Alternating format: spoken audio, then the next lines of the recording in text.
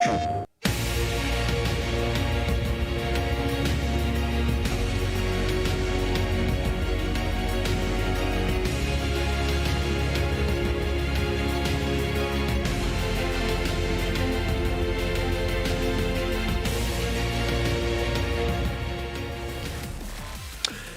everyone and welcome to the PlayStation Tournament's Open Series monthly finals for Tekken 7, and it is time for the Europe action to start. And I'm super happy today and hyped up because I'm joined by the bro from LA, Rip. How are you doing today, sir? Great to have you on board for this amazing adventure. Exactly. Boom. Welcome everybody to joining us here at the PlayStation Tournament Open Series. I'm very excited to be here, of course. You know, all the way from North America, we got Germany on the other side. We're here for the Open Series for EU this time around.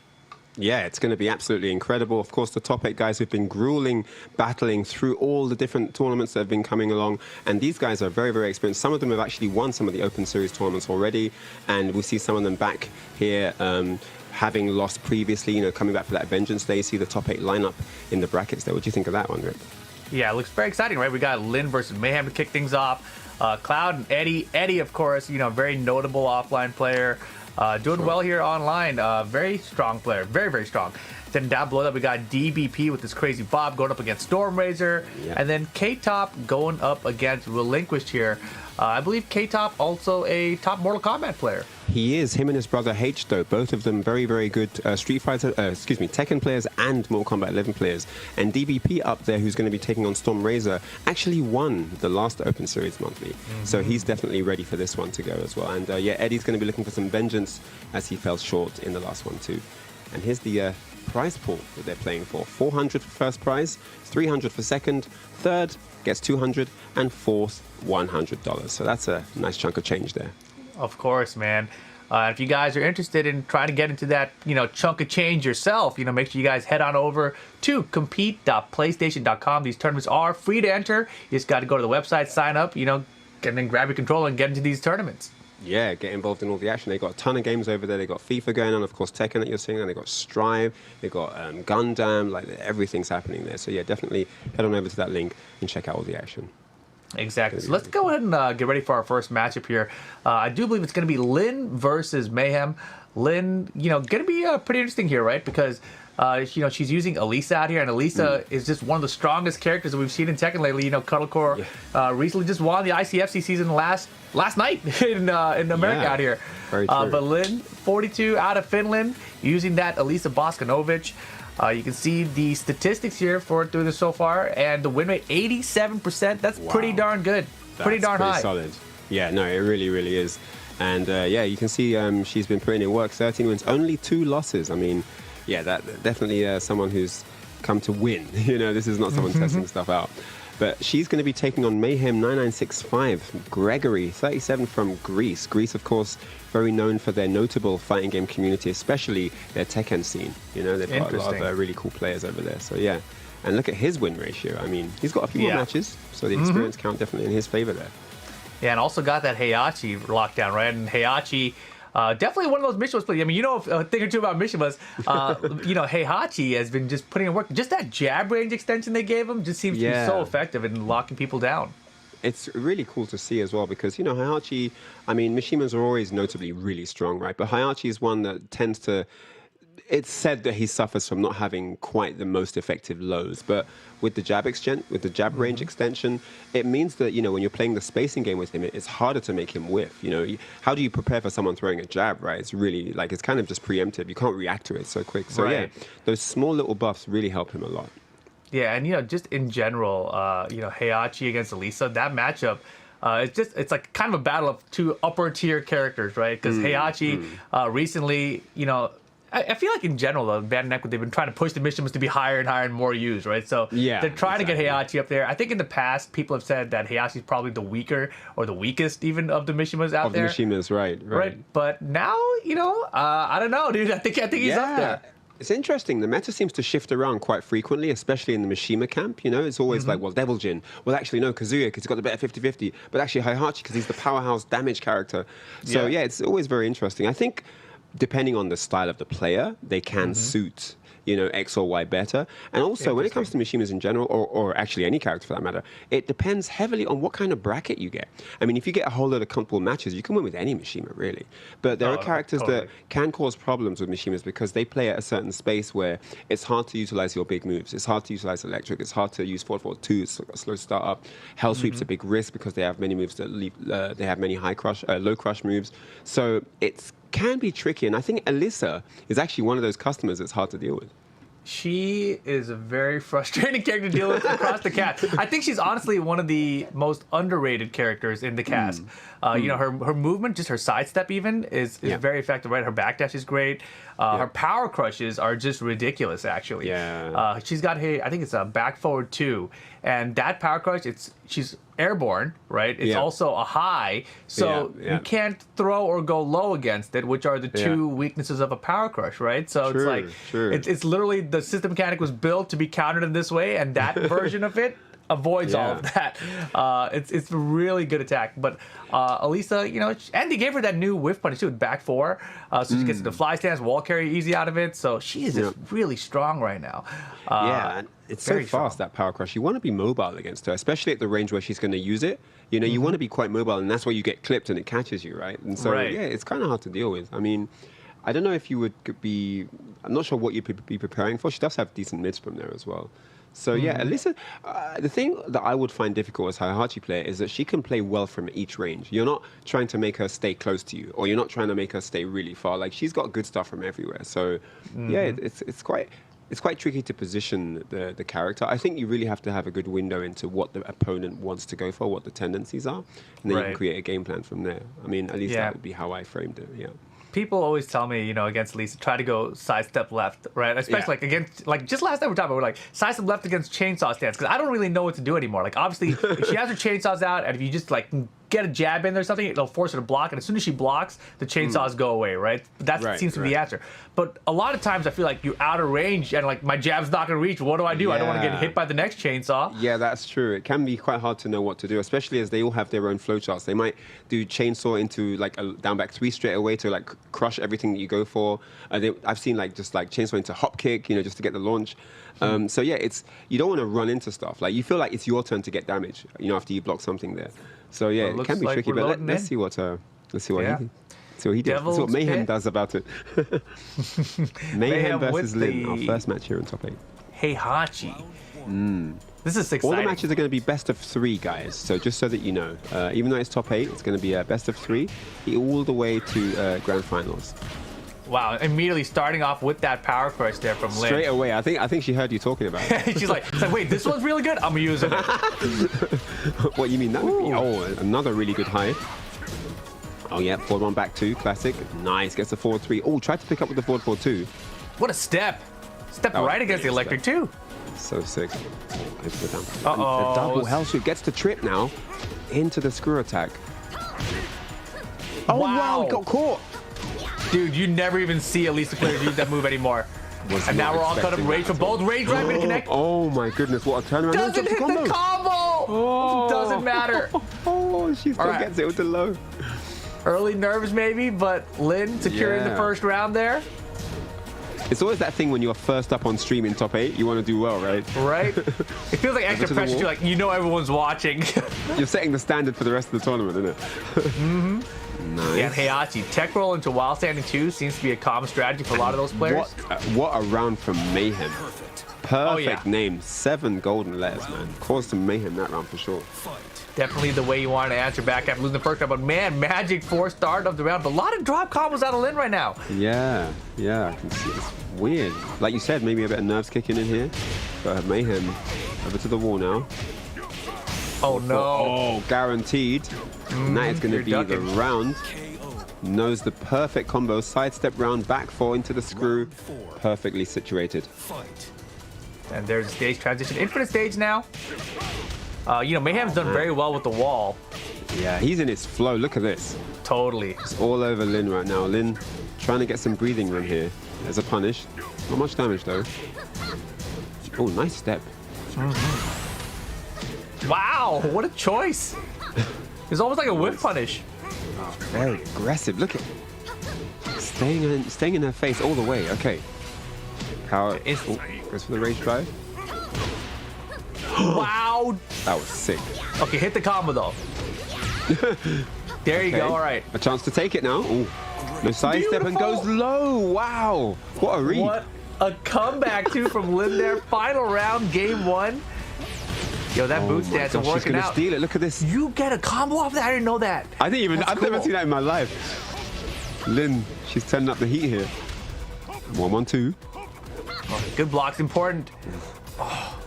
And Mayhem, the aggression has toned down a bit. Ooh, 4-3 counter hit. That's big. Lin gonna be knocked into rage here. Rage drive's coming. Rage drive's She's coming. doing it. She's gonna do it. There she it needs is. it. Oh, Low. Where's the low? There it is. it had to come sooner or later. Oh man, what an intense first game that was. Man, that could have gone either way. I really thought the way she started that final round that she was just gonna wrap it up. Yeah, But, it's man, so back and Mayhem. forth, right? One round my way, one round your way. Yeah. And like really dominant as well, like perfect. Didn't get to do anything, but then the other round's Yeah. like almost a perfect back. So it's like, wow, crazy. Yeah, that was very good stuff from opening both game. players. Yeah, very dude, explosive. and that Elisa power course is putting in work. That right there, the back 3+4 from Elisa is not a move I'm used to seeing in Tekken 7. That was a move that like was much better with the balance system in Tekken 6 when she came out. Yeah. But Tekken 7 you rarely get to see it, but Lin making great use of it here. But then Mayhem obviously, turn things around. You get hit ducking there, that's guaranteed. Great combo choice as well. Knew exactly what to do with the situation. Yeah, and here Yeah, it we looked like have it was that done, right? comeback. Exactly. Crazy comeback. Hits the combo, rage drive into the mix, boom. Oh, how did he know? How did he know? Because What a read. that running 3-4 is safe, right? So a lot of players will try to throw after it. And it That was was just tricky, a solid man. chance. He- Just stay He threw, ducking. he threw him a lot of mid bones there. I would have been. I wouldn't have known when to go low either, because you No, know the low's perfect. coming. It's inevitable, but when? Right. That's always a tricky Yeah, part. and Mayhem did a really good job there, right? Like I was saying it out loud, like where's the low? Because Yeah.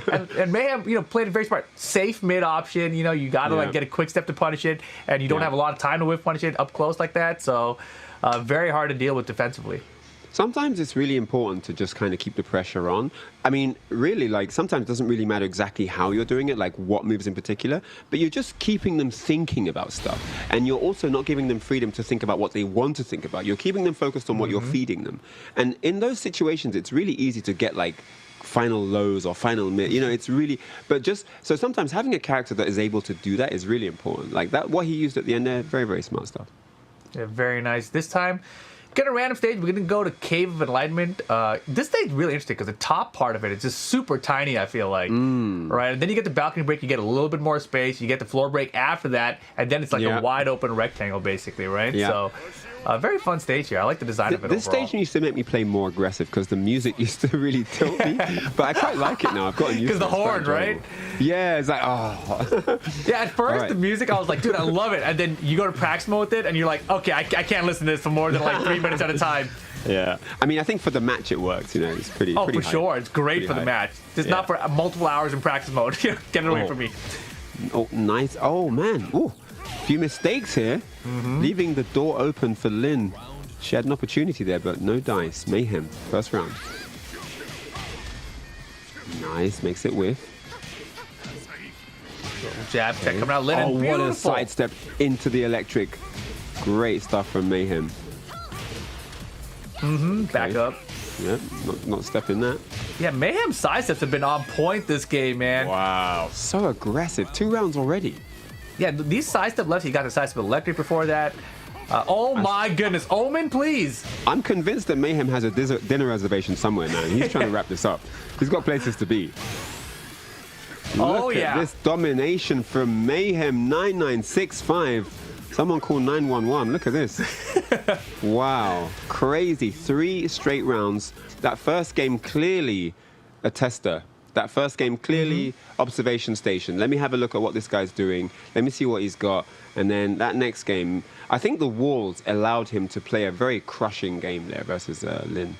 Yeah, exactly. The sidesteps paid off, right? Like anytime he got a sidestep, found an opening, got the launcher, combo, we're at the wall again. Like I mentioned, the top part of that stage, very, very small, right? Very easy to Yeah. get to a wall always, basically. But yeah, Great I mean, stuff. this replay is gonna be almost as long as the match. I feel like Mayhem was just rushing through there, and everything was working out. Lin had a couple of small, tiny opportunities, but stuff like that, dude. When a player's doing that to you, that's just rough. You lose 50% so quick. Yeah, look at the reads on it. I mean, I was just very impressed overall with just the level of comfort that he was facing the matchup with. He didn't ever look stuck for an option. He always had something to do, and he always looked comfortable, Oh, yeah. And man, that was a very, very dominating first round here in the upper bracket. I mean, definitely sending a message to the others in the top 8 here. Exactly. You see it there, Mayhem advancing, staying on the winner's side of things here. Gonna be waiting for the winner between Cloud, T7, and Eddie. Which it's going to be a little bit difficult, but Mayhem, I think we may have seen some of his nerves get shook off there in that last matchup, so I think Mayhem's going to be ready for whoever comes his way. Yeah, I agree with you. I think in the first game he was dropping a few things. It looked a little bit shaky. You didn't know a couple of those situations could have gone the other way. Lin looked like she was going to take them, but yeah, like he managed to get that. And sometimes when you clutch that game, sometimes it helps you. It kind of boosts you up for the next game, right? So for sure. Shout outs to Mayhem. We haven't lost Lin. She drops down to the losers bracket. She's going to be going into battle later on. But yeah, I think next up we're going to have Cloud T7 versus Eddie, which is going to be really exciting. I can't wait. Right. And as we were talking about Eddie, a very, very strong competitor. But Cloud, I'm very curious to see what we have here. I'm not very familiar with Cloud. But Cloud gonna have the King and also a Kazuya, possibly also a Heihachi from Cloud. Mixture, we'll see. And very young, 21 years old.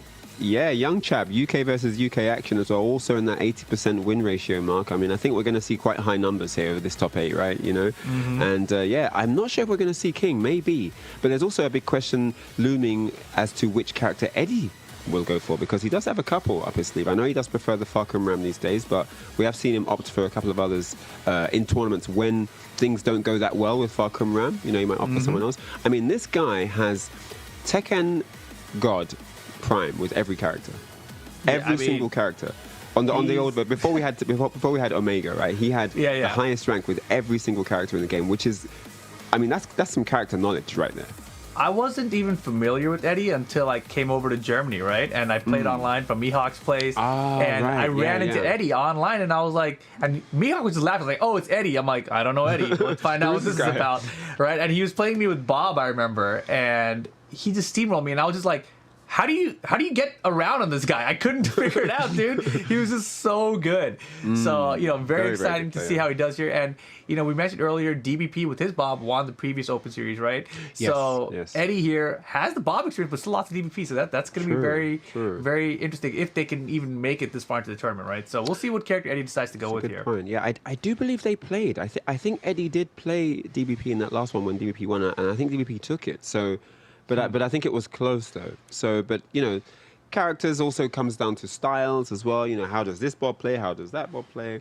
Have you played the character recently? It's all these things, right? So, but I think we're reaching that meta where people have multiple characters. This is a perfect example of that, where you don't know how to prepare for someone because you don't know what they've got on their plate for that match.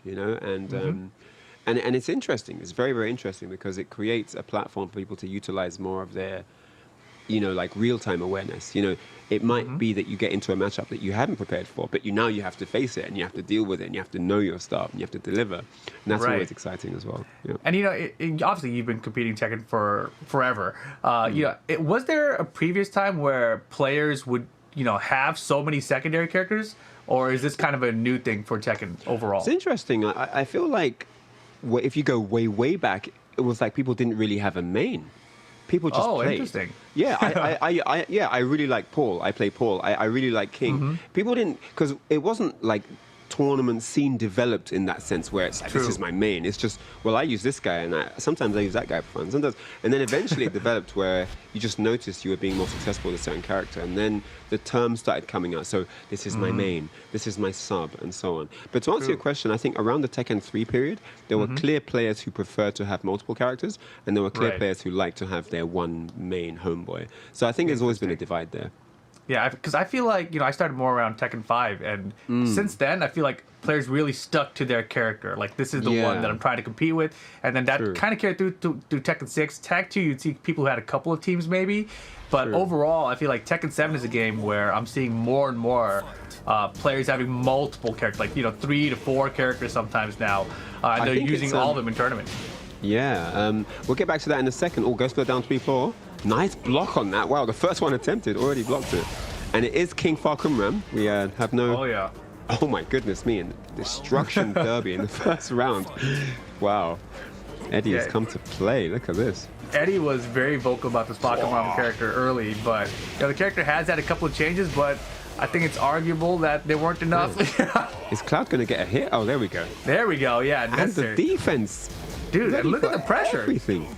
Eddie's like playing range 0. He's like, range 1 too far. I need to be at range 0 at all times. I think he's got the dinner date with Mayhem. they need to get. They've got a table of 8. They need to Mayhem, hurry up, dude! It's getting close to our call. All right, so trying to fight back here, Cloud trying to get involved, and the pressure, immense pressure here from Eddie. Yeah, that was a nice jet kick there. Just recognize that Cloud was trying to get anything started, was going to hit some kind of button. Wow, this is absolutely beastly gameplay from Eddie. Yeah, and that 3-1 mix, dude.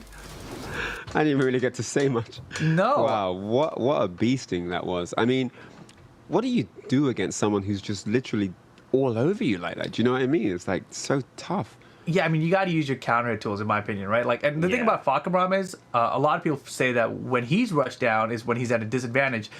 So in that instance, when he's trying to stay close to you, you really got to use those counter tools. Like for King specifically, you got to use King's back 1. Like that's his get off me tool. He's also got like down 1 neutral 2. The little high crush that'll go underneath and like interrupt basically. Yeah, so like those are King's best options probably. I think once Eddie had recognized he wasn't using those tools, he just went hammer, and then Cloud just got schmicked. Like the one time he went low, it was the mid elbow. The one time he went mid, it was the low sweep. And the thing is with Farkumram is everything does damage. These, I mean, not that little last hit, but those chunky blows that you're getting every round, they hurt. You don't even need to be juggled to lose quickly. Yeah, and everything's a mix-up too, right? Like you mentioned that last, it wasn't a big chunk of damage, but there's a mid mix-up instead of that. Could have been you block the first 2 hits, but then it's a low or it's a mid, so you got to make a choice on how you want to die. That's insane. Yeah, and it really just shows like how damaging. No, not how damaging, but this is how dangerous Farkumram is when he's in his flow. Most characters you're hoping not to get hit by the electric, or you're hoping not to get launched by this one particular thing. Farkumram can just chip you down, and it won't be long until you've lost like half bar, like 3 hits, three big swings, and you've lost over half. So yeah, very, very interesting. And we have a character switch, and if I'm not mistaken, Eddie lost to Elisa last tournament, so I'm not sure if this is anything. Maybe he's been watching the VODs. Could be. Got some ideas. This is an interesting idea here from Cloud. This wasn't even one of the characters. Yeah, I was going to say they're both from the UK, so they probably know each other quite well. It could be that as well. I think one of the coolest things here in this matchup, the age was like 22, 21. Like they're kind of a newer generation of players, right, on the competitive circuit. So that's pretty neat. I really like seeing new players come up in the scene. Cause it's great. It's great. It's always important too. I was really happy because we're seeing almost at the same time an influx of new players come from all over the world. Like not just in one area. So it's pretty cool. Okay, didn't get the follow. Oh boy. Okay, stays upstairs. To the screw. Down we go. Oh yeah. Bing bang boom. Damage, all that red. Oh man, Eddie's definitely seeing red right now. Oh, the EX, you gotta do it. Yeah, no meter now though. 3-1 mix coming, low parry. Low parry, great stuff. I feel like Cloud really needed that round just to be in here. I think there is actually a little bit of infamiliarity with Eddie and this Eliza character. Possibly. Has been signs of weakness in the past. With that said, he's also taking Gopram with Elisa as well. Oh, sure, Yeah. Not always is he. Oh, sick. Speaking of matchup knowledge, look at that answer right there. I've never seen anyone like counter parry that. I think he just did that to keep us Isn't quiet. she airborne? Not anymore. I gotta go test if lock and parry that now. That was cool. That looks sick, yeah. Oh yeah, true. That might even work actually. Yeah. Because I always assumed she was airborne, so I didn't bother. But Yeah, maybe she's yeah, not. Eddie's teaching us a thing or two here. That's cool. Oh, Wow, into the super dive kick. low. Bends the bar on it. Dude, his dive kick execution is ridiculous. Sick, man. Super fast. Unblockable. Oh, he tried to react at the last second. It wasn't quick enough. And Cloud takes No. his second round here. I'm really liking the Eliza pick from Cloud here. It's looking really good right now. Cancel the low that time, and Eddie's still ready for it there. This is the scary thing about best of 3 as well. If a player whips out a character you don't know, it's pretty much curtains. Yeah, but I mean, he does have Fakamon. Like, it's a great equalizer. There is that. There is that one small point. Yes, you're right. And the I'm pressure looking there is good here. building. Oh, gets the launch. Oh, that might be it. Over to the wall. Oh no! Wow. The mix, the though. mid. Final, All right. final round. Eddie could take it all right here, or we could go to a third game. Oh, counter hit straight away. Magic We're gonna get a floor break, yes sir. Jump Tricks. over tech catch, Oh my goodness me. and down another floor again. break. Basement time. Whoa, okay. Opportunity. Wow, did you see how low that dive pick Wow, was? that was mad.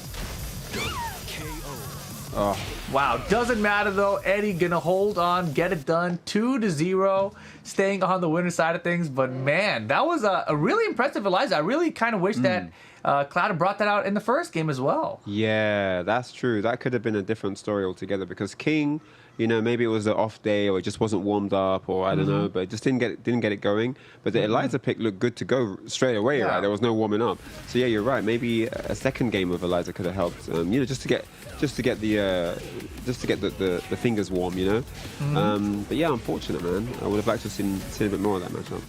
No, definitely. Eddie It was really looked like it was getting it, but that was such That a was sick ridiculous. counter, dude. That was beautiful. Oh, And yeah. yeah, the dive kick Dive pressure. kick's really sick. Yeah, It doing almost looks this like he's low to the grounded ground. the whole time. It's so quick. It's so low. And Eddie panicked already. I think he might have tried to sidestep, got a jump instead. But that sidestep forward is basically Fakamram's hop kick. Yeah. It's just such an important tool to use, and Eddie using it perfectly in that. Gave him the mix. Goes down to final round. Even a small opportunity there, but overall it was all Eddie. Yeah, he was ready. Once he understood what to do, it was just all one-sided after that. And you can see exactly when that moment is where Eddie just starts to take over. It's very, very clear, you know. So yeah, he moves forward, and he's going to be taking on Mayhem. Wow. So we In get the that winner's semi. Heihachi. maybe Heihachi versus Fakamram. That's going to be a fire match right there, man. Definitely. Yeah, especially both of them very Mayhem using the fast-paced jab. players. Nice. I'm really excited about that one. Actually, it's going to be cool. Exactly, So I believe, and that was a very, very electric match. You know, Eddie, both players played really well, but I felt like Eddie just had another kind of drive. He just looked like it meant more to him. You know, sometimes that happens, right? Where one guy just wants it more. Yeah, or just so much more confidence, right? Like he was like, I can do Yeah. what I want to do, so I'm gonna play my game, and I'll be ready if Yeah. you try to interrupt me from it. I'm just, exactly. Yeah, it looked like that. It looked like either maybe they just come off playing a first to 10 and he won like 10-2 or something. He was just doing it. It looked like that. I'm just doing my thing. But yeah, with that said, so next up we're going to have DBP, who's definitely no stranger to the Open Series here, going up against Storm Razor. And yeah, these two definitely two good players again. I mean, you can't get to top 8 by luck, right? So definitely know what they're doing. DBP, Germany's best Bob player, has been to quite a lot of tournaments. You know, very experienced guy. He's been to a lot of offline tournaments as well as online ones. So some of the bigger Tekken World Tour tournaments he's been prevalent at as well. Nice. And yeah, very good player. I do like his style. 91% win ratio. Well, forget my words. Look at the stats right there. Yeah, very Proof is in nice. the pudding. You know, very high win-loss ratio here, obviously, clearly. Bob, another one of those characters, dude, kind of underrated. When he came out, I thought he was good, and people were like, nah, Bob's whack. But then you see him putting in work, right? And out here, we got Storm Razor bringing out the Geese Howard. Yeah. Geese, another one of those characters that just, wow, And hold on. he has hold on. never lost. Oh my god. He doesn't even lose. The lucky 13. I like this. That's pretty cool. So this is going to be good. I mean, Stormrazor has definitely got a big challenge ahead of him because DBP, although he's had 3 losses, has definitely, shown what he's made of winning an entire tournament here. So he's going to be no stranger to this part of the tournament. So yeah, but Geese Howard, always a tricky customer. He's got everything. He's got everything in the toolbox to deal with Bob. There's no doubt in anyone's mind there. So could be an interesting one.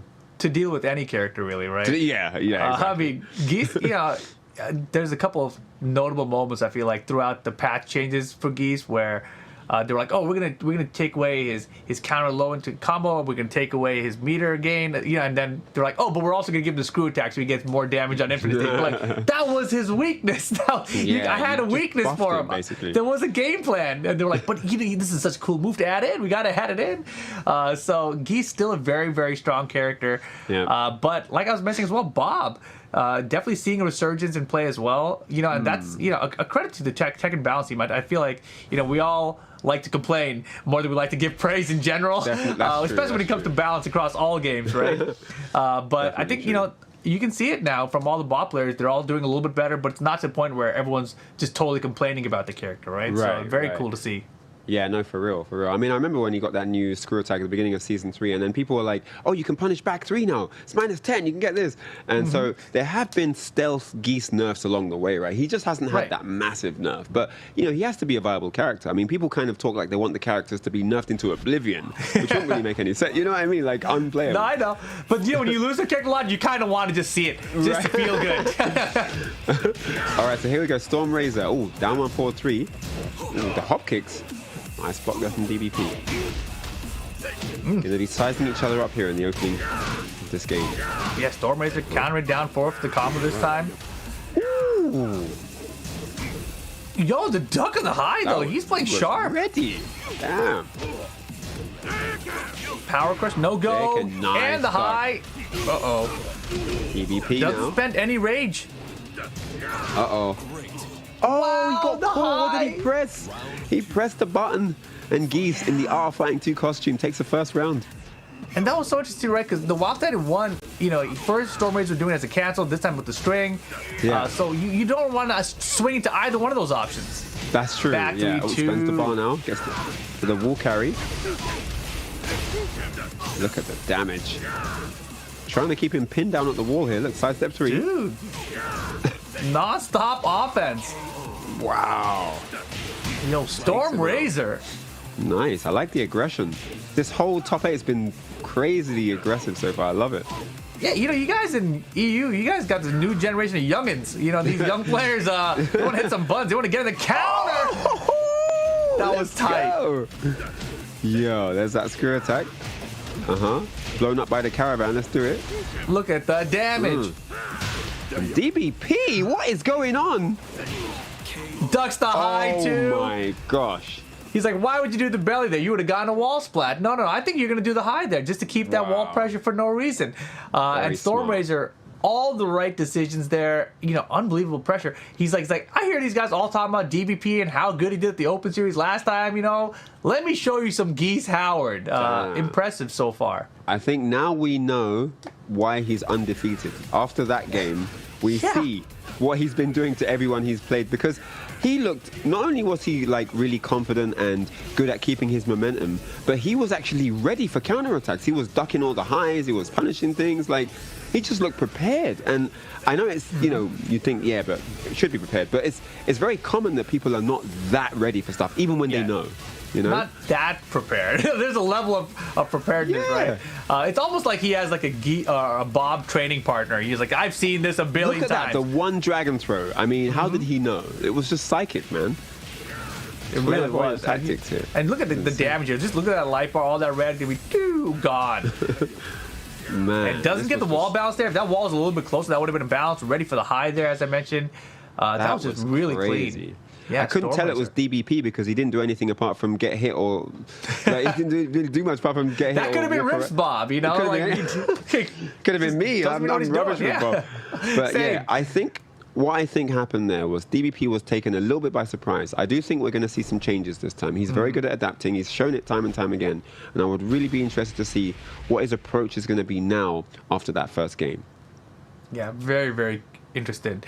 And DBP, as you mentioned, is a very strong player. You expect the adaptation to come through. I'm just really curious about the speed that Storm is going to come out of the gate here, because he came out, straight out, like full pedal to the metal, right? Like he was going. So we'll see what he brings this time around. I'm used to seeing gameplay that fast, like 7th, 8th, 9th game into a long set. Then you start playing like that. He was like straight out the gate going in like that. I was like, whoa. Oh, I love the stage, man. Music. I'm so happy they brought back the poolside track. Well, all right. Yeah, yes, the poolside track is amazing. So cool. All right. That was the match we had at EVO. Anyway, forget that. So moving on. Jumps for the air fireball. Oh, 4-4-2. Wow, dude. And I always say that people don't use low pokes to get the counter, but he clearly did that during the string to get the counter hit. Man, don't tell me this is going to be 6 straight rounds here. It cannot be. It cannot be. It definitely can be with Geese Howard. If he's going to keep going on like this, yeah, definitely. Okay, good there's the hell sweep. Steps in, double step, chase him down. No, doesn't get the chase though. Doesn't get the punish, leaves him alive, but it doesn't matter. He gets the 1-1. Yeah, that was I don't like the amount of control I'm seeing from Storm Razor. This is you very don't like it? No, I mean, I'm sure that this is very uncomfortable with DBP right now. Mm-hmm. Oh, that was your Germany pride, I guess, coming through, right? Well, Storm Razor's from the UK. I'll go with my UK voice. Exactly. You can choose here. Keep it loyal. Keep it loyal. All right. So DBP now back in play. Down. Oh, nice. It's the belly blast. All right. Yeah, I like the forward 4-2. Just got to watch it for Geese's counter, right? But man, the down forward counter hit. There's the counter. That's not the counter I was talking about. That was the counter hit, right? But, man. Oh, man. And look at this destruction here. DBP not able to get anything going. Wow. Final round. 5 straight rounds versus the champion of the last series. This is unbelievable. It's now or never. DBP. Final round here. Needs to get it going. Dude, the step on the forward 4-2 even. Nice. He's just too ready. This guy is just too ready. Yo, Storm Razor. I am impressed. DBP, what do you got? Rage mode. Last chance. Duck the high to nothing. He's scared him. He's scared. Shook. He's scared. Yeah. It's all falling apart. Don't count Bob out, though. There's always a chance. Wall splat to resplat, jump over, no tech catch. He didn't fall. Wait. Oh. That's the worst. You have that moment where it's like a tiny opportunity that shouldn't have been there, but he didn't get it capitalized. There and you weren't ready for it. Yeah. Man. Damn, what a set. Storm Razor. 6 straight rounds to Storm Razor, who is probably the odds-on favorite to win after that performance. I mean, that was explosive. I don't think we've had anything that dominant so far in the entire series. So, yeah, that was definitely something to note. I think all the other people in the top 8 should have their notepads out after that one. No, I think you really got it, man. Storm Razor right here, these down fours that he's doing with Geese have just been on point, and it's very rare to see a Geese player time that down just four. Look at this chase was well. so good. Yeah, I mean, I don't know what option he could have done to actually hit him there, because Bob gets away pretty far. But I love the double sidestep on the rage drive, right? Like, I think that the just energy shows was he's very ready. The health was so low. He could have just done a Refuken maybe to get the chase down. Yeah, I'm not you're sure. right. Yeah, because the health looked quite low, but I did like the start. I did like the maneuvering. It was really impressive. And that back 3-2 end of the round there. And this was DBP's last chance, right? Get jump over, but Storm Razor didn't tech roll, and then drops this right here. But DBP was like, wait, what? I thought it was over. I stopped. I stopped playing. Storm Razor. That could have been a really big opportunity for DBP to get back in, because it's in those moments where you have the chance to break momentum, and you've got to take it, right? But momentum not broken, and that leaves Storm Razor in the winner's bracket. Moves into winner's semis there, and he's waiting for the winner of our next match, which is going to be K-Top versus Relinquished. Definitely up for that as well. This is a sick top 8, man. All 2-0 so far. All 2-0s. All 2-0, pretty much all different characters that we've seen so far, and we're going to get more different characters in the top, right? Like, Tekken is one of these games actually where we're pretty lucky in that regard. We don't really get tournaments that often, I should say, where you have a bunch of one character that shows up in the top 8. Yeah. We've had our Evo Japans or something in the past. I was about to say that. We have the 6 Leroys back again. We've had small moments, at the launch of certain characters. But yeah, for the most part, players do use different characters, and it's one of those things. I don't know if it's like the same thing in the EU, but out here, if it's like, hey, I'm using Steve, so you use someone else, you know, like we don't need two Steves out in this area, right? But yeah, it's very cool. Something about Tekken, like people want to like make their own character, the one from that area. For sure. Yeah, no, you're definitely right there. Let's jump into the player cards. We do have K-Top first, I believe. We can have a look at his resume, shall we say. And yeah, he's been very active in the game, in the scene, and also in the series as well. Zafina, character of choice, Konstantinos L. Yeah, the L is for legit, by the way, not for I see. L. Yes. It's all W's today. Check him out on social. Yeah, exactly. 92% win ratio there. I mean, I think the only loss was to the champion of the last one or something like that. So definitely an impressive win rate there. Yeah, K-Top bringing out the Zafina. Zafina definitely one of the strong characters, but relinquished out here. 18 years old from the UK. Very, very young chap. Extremely explosive. Plays with a lot of confidence, a lot of high energy, and he brings his A game. And last tournament, I mean, he was probably the MVP of the tournament. His really? hype gameplay, his confidence, he was just putting it in. Like, he was going ham, and it was working, you know? And so there was a lot of excitement around seeing him play. I'm very happy to see him back here in this top 8. But he has a tough opponent. K-Top is definitely no cakewalk, so this is going to be a good one. And sure. yeah, I'm but, just looking at 18, young chap. He's got it all to come. You know, he's got the experience, trained to ride. So it's a great time for him. You know, he's just doing his thing with Armor King, also a fun character to watch. Our first Zafina and Armor King of the tournament. I mean, it's a variety, like you said. Yeah, it's great variety, right? And I'm just looking at the ages that we have for the players so far. And I think something like 6 out of or at least 5 out of our top 8 are all 23 or younger. Like, that's a very interesting statistic for me. I'm curious to see, you know, when we have other regions, what their age groups are like. Because, you know, when you look at the scene like this and you think, okay, these players in 5 or 6 years, like, who's even coming up in these other countries or continents, you know? These will be the players that really step up over time. So that's going to be a lot of fun to see that flesh out, essentially. I think that you know, the fact that we now have online helps people to get involved, because it's you don't have to be part of an offline scene. You don't have to go to a tournament. You don't have to go to a venue. You know, you can just be at home and learn about the scene through things like this open series. You know, before you'd have to travel. You have to get on a bus. Exactly. You have to get on a plane, or you have to drive somewhere at least, right? You know, so. Right, at the minimum. Yeah. Just to find someone else that you can play with. Hey, are you good? Are you even going to be there that day? You know. I remember when I was first in LA, and I was surprised that like we had to drive to get breakfast. It's like, we can't eat here. No, you have to drive. It's like a 20-minute drive. It's like, whoa. Get in the car to go anywhere out here. Oh man, I ended up quite liking that after a while. It's pretty fun. Oh really? Heihachi. Ooh, okay. Yeah, that was unexpected, right? We were thinking maybe Armor King.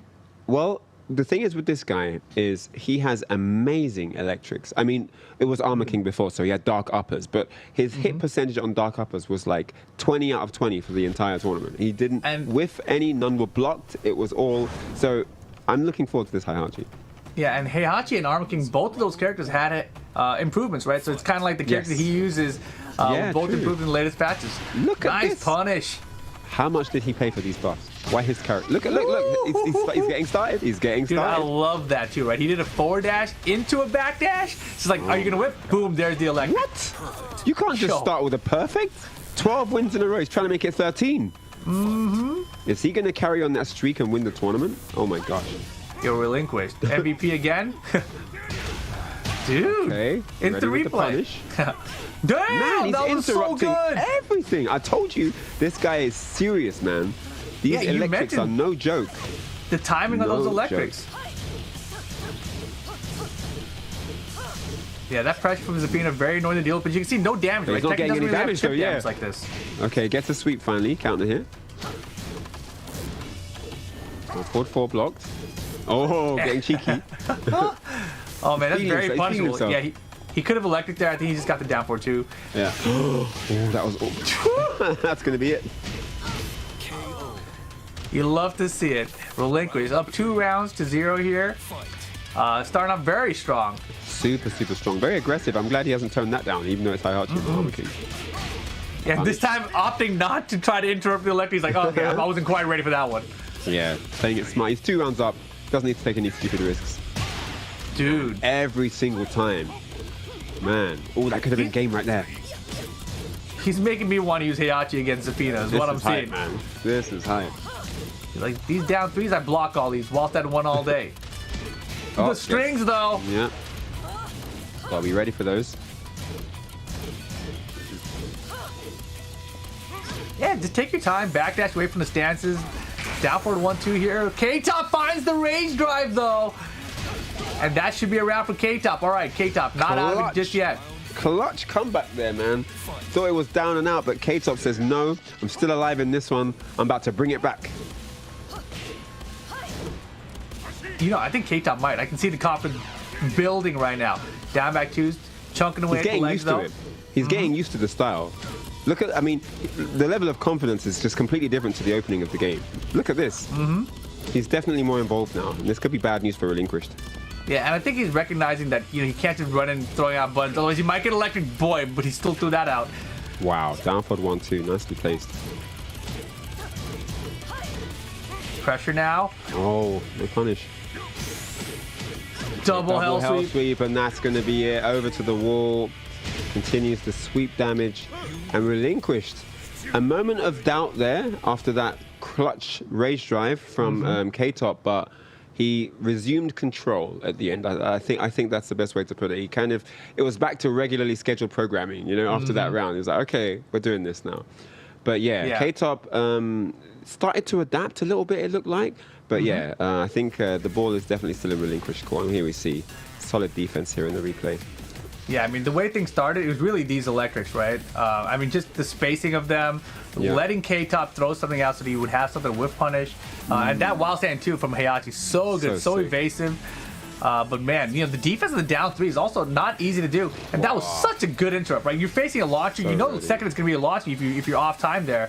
But still challenging with that electric and getting the punish. Very good stuff. Look at this chase down with the electric over to the wall.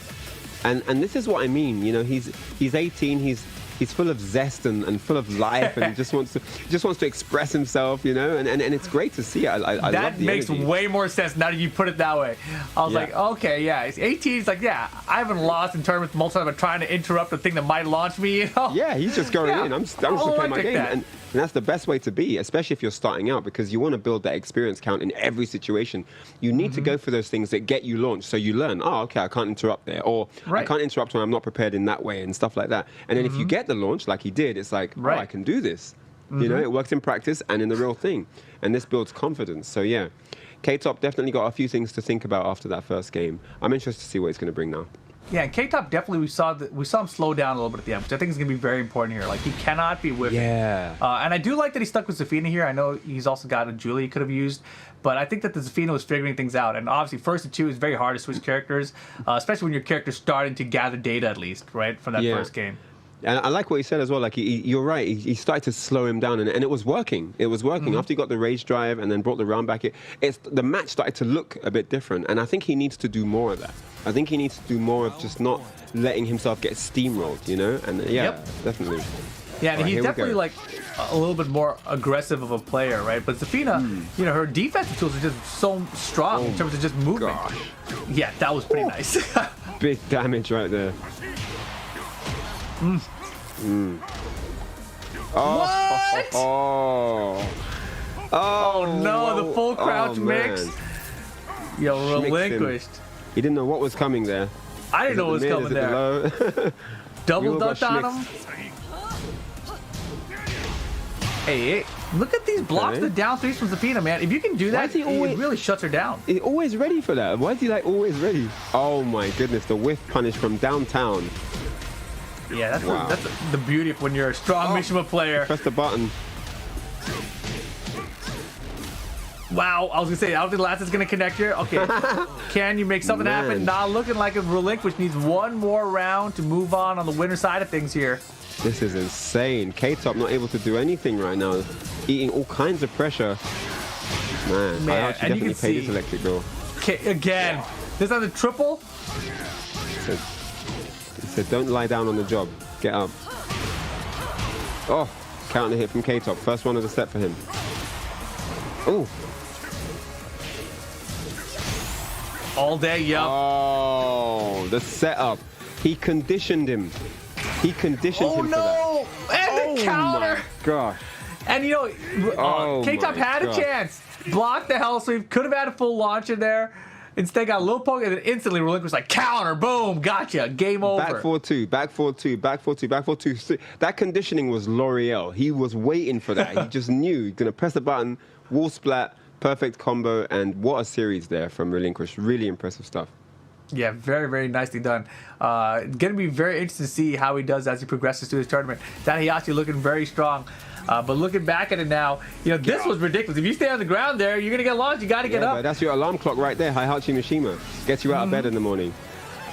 Yeah, he's trying to hit that snooze button. Damn. The downtown electric, the Mogura, the mole, because it comes from underneath the soil and comes up. They call that the mole in Japan. Really? Yeah, if you do the delayed crouch dash electric, they call that the mole, the Mogura. Interesting. So yeah, and look at the damage. And this was it here. Yeah, that was the last chance. Great read on the rage drive. He knew it was coming. K-Top needed something, and that seals our winners semis matches there. Mayhem, Eddie versus Storm Razor Relinquished. And I gotta say, all 2-0s, I don't think we could have a more aggressive winners semis. There is no chill in any of these matches. There is no chill. And we got two Heihachis advancing here too, right? So that's pretty interesting. Like Heihachi's, his buffs paying off here, right? But of course, guys, if you guys are watching this Open Series, if you guys want to be a part of it yourselves, make sure you guys go on over to compete.playstation.com. That's where you guys can sign up for the tournaments, free to enter. We got sick prize pools, a lot of fun just to learn to play. If you guys aren't doing that as well, I think it's probably one of the best ways to get introduced to competitive fighting games. Definitely. And hey, if Tekken's not exactly your thing, there's Guilty Gear Strive over there, there's FIFA, there's a ton of games over there. So head on over to the site, check everything out that's going on, and get involved because, it's here. Free to enter, like Rip said, and there's cash to be won. There's cash and prizes, man. Who doesn't want a bit of free cash? Exactly. But guys, we do have to take a short break. Don't go to when we come back, the Open Series final will continue.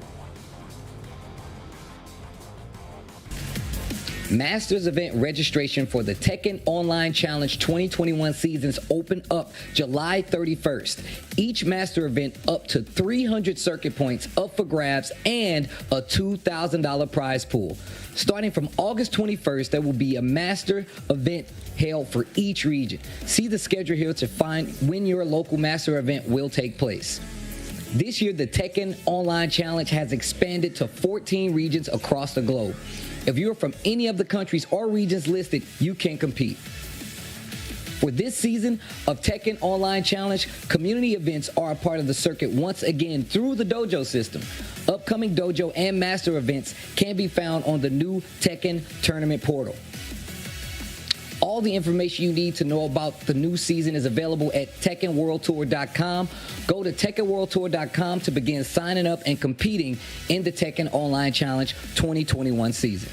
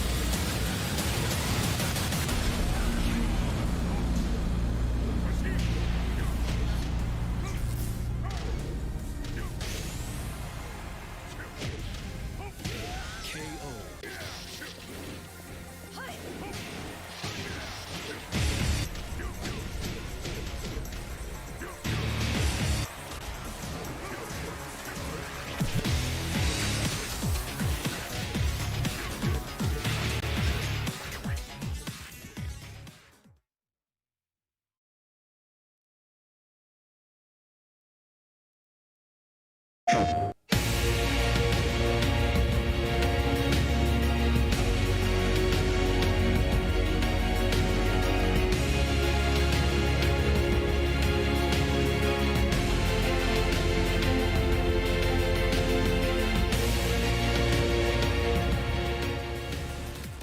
back, guys, to the PlayStation Tournament Open Series monthly final for Tekken 7 for the European region. I'm Rip here with Ryan Hart. We had some very exciting first round matchups, a lot of steamrolls, a lot of 2-0s the whole way through. But of course, that just means that as we move into this tournament farther, the matchups are going to get crazy, right? Because everyone has won with 2-0, and that's exactly where we're headed. We're headed to the winner side of the bracket, and it's going to be some good matches coming away. We got a couple Heiachis in there, we've got Fakumram in there, and we've also got a very, very good Geese Howard in there, Stormrazor. Oh yeah, super impressive there. Dispatching of DBP, the champion of the last Open Series, 6 straight rounds. DBP was unable to get a single round versus Stormrazor. Geese Howard just all over the place, control, central every step of the way, and he moves forward there into that winner's semi-spawn. He's going to be taking on Relinquished. But the first match we're going to be jumping into in this top 4 winner side is Mayhem versus Eddie. Heihachi versus Fakumram, possibly. They both do use multiple characters, but yeah, going to be interesting. Yeah, a lot of interesting possibilities coming this way, right? Mayhem versus Eddie. We saw Mayhem, he had a little bit of a rough start, right, when he went against Lynn's Elisa earlier. But Eddie, right out the gate, pure offense with the Fakumram. We didn't get to see any other character from him yet so far, but the Fakumram is on point. Going to be very hard to deal with. Mayhem, like I said, he's going to have to clean things up just a little bit. But when Mayhem got started, we started seeing the Omen Thunder Godfrey stuff come out at the very end of his match. The confidence was built up. So we'll see if they can bring out. And you see what the people in the chat think right now. They think that Eddie is going to be the victor. 68% of the chat think so, at least. Yeah. There's a nice chunky 32% that think that it's not going to go his way, though. So that also means something as well. But yeah, Eddie definitely really impressive against King, in that first set. And then, of course, Mayhem versus Lynn. That was a good game, too. I mean, I feel like Lynn kind of, it seemed like it was... She had a few moments of hope, but then everything got shut down, and she couldn't really get anything going. And yeah, Mayhem, very, very aggressive. But then I realized that they're all just really aggressive, so it's like, they're all playing like that. New young generation. Really cool. Yeah, I think this is going to be about who can draw first blood. This is about who gets their game going first on the other guy, because both of these guys seem very, very unstoppable once they get going. Exactly. And, I think specifically... I'm curious about how Eddie's going to approach the matchup with Fakumram, right? We saw him be completely aggressive earlier, but if you do that against a Mishima, you're just going to get electric.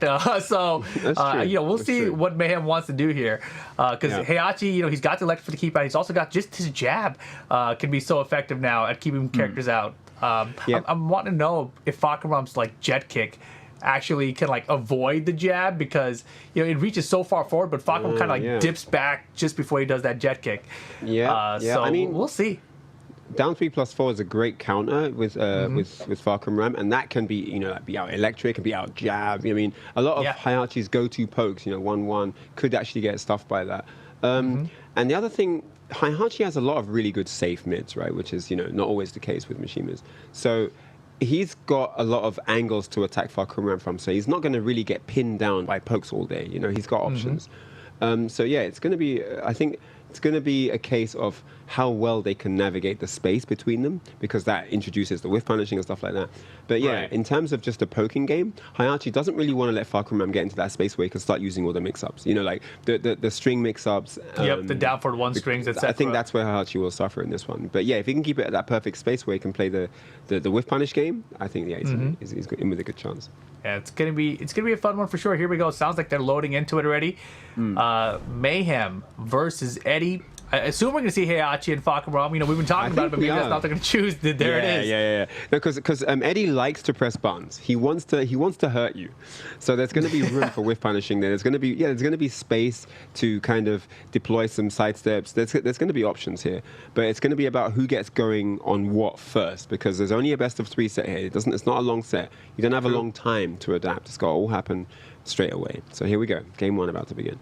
And of course, guys, top 4 will be getting into that cash payout, and the winner of this will be guaranteed in the top 4. Exactly, they'll be in the money. Duomo de Sirio for game 1.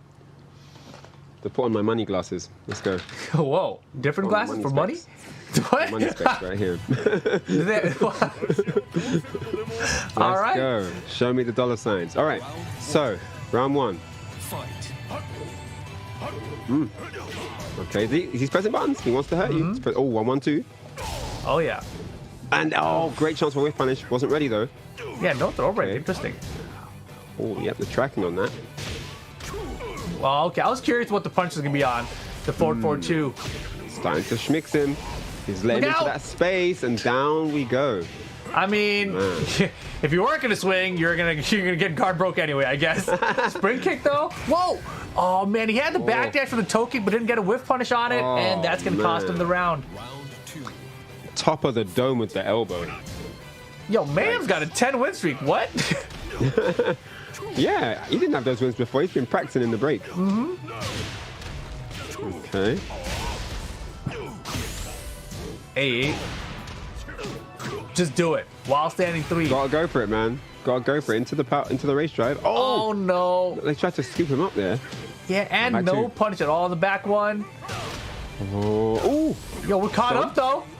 oh, the forward 4. Yo, it's Sit Mayhem back out here. down. I mean, I even can't think believe he about won getting that round. To be honest, that was a rough one. Close games. Oh no! The reads on these guys. Okay. Trying to keep him pinned down at the wall here. No punish on that. Oh, 7 golden letters. Yeah, a little off time, low to close out the round. No low parry gonna be there. All right.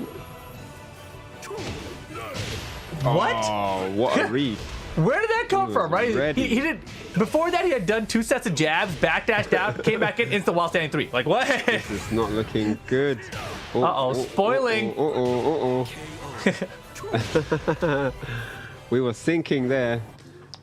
All right. Yeah, every time I here see we that go. sinking, it's spoiling. You know, it's a spoiler, dude. It's Yeah. All right. So Eddie takes that first game very dominantly, actually. Towards the end there, it didn't look like there was much going on for Mayhem. It looked really tough.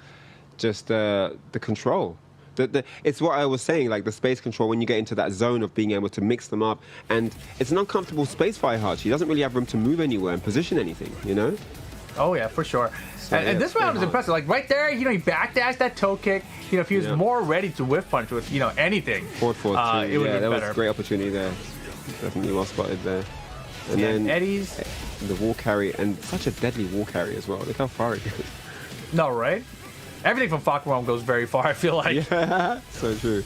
Gets the stomp. A nice forward 4 there to floor him. And that covers a few good options as well, that move. But look at that. How did he know? The psychic. Yeah, and Now that you just said looked it- really, just looked really tough at the end there. Yeah, but now that you said it, it's like, how did he know? And I feel like that's just a conditioning thing, right? Like, you do jabs at someone, they're going to want to jab back, just to, like, do something just as fast they can interrupt you back with it. Like, all right, I did 2 sets of jabs, I'm going to backdash, I'm going to come back, he's going to jab, so I'm going to duck it and instantly launch him. Smart It's always stuff. interesting.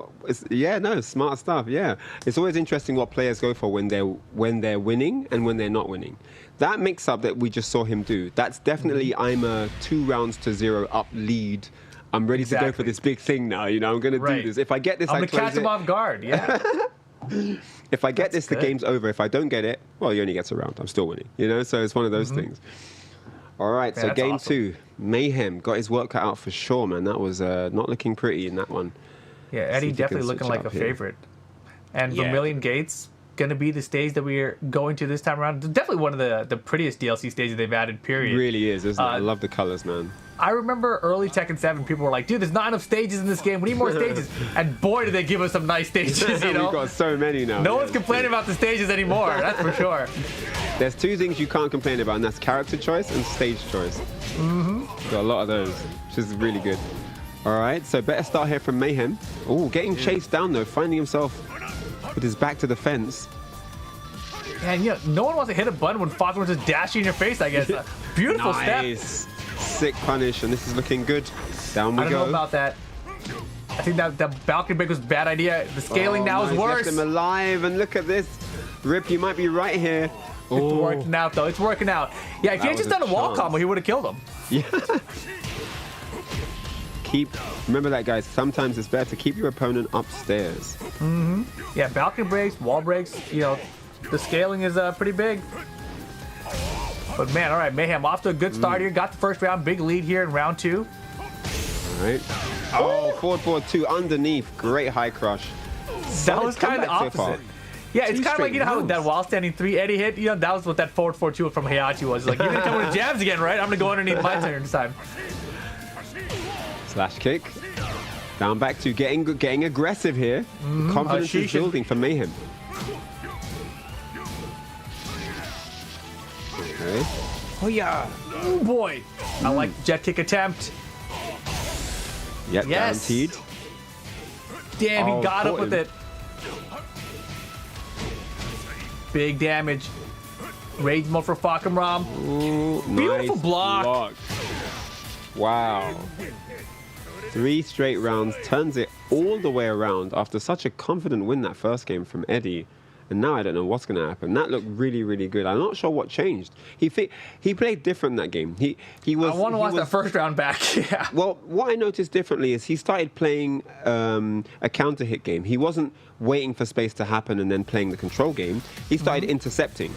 He was going in more. You look at this. He's creating offense. You know, he wasn't doing that as much in the first game.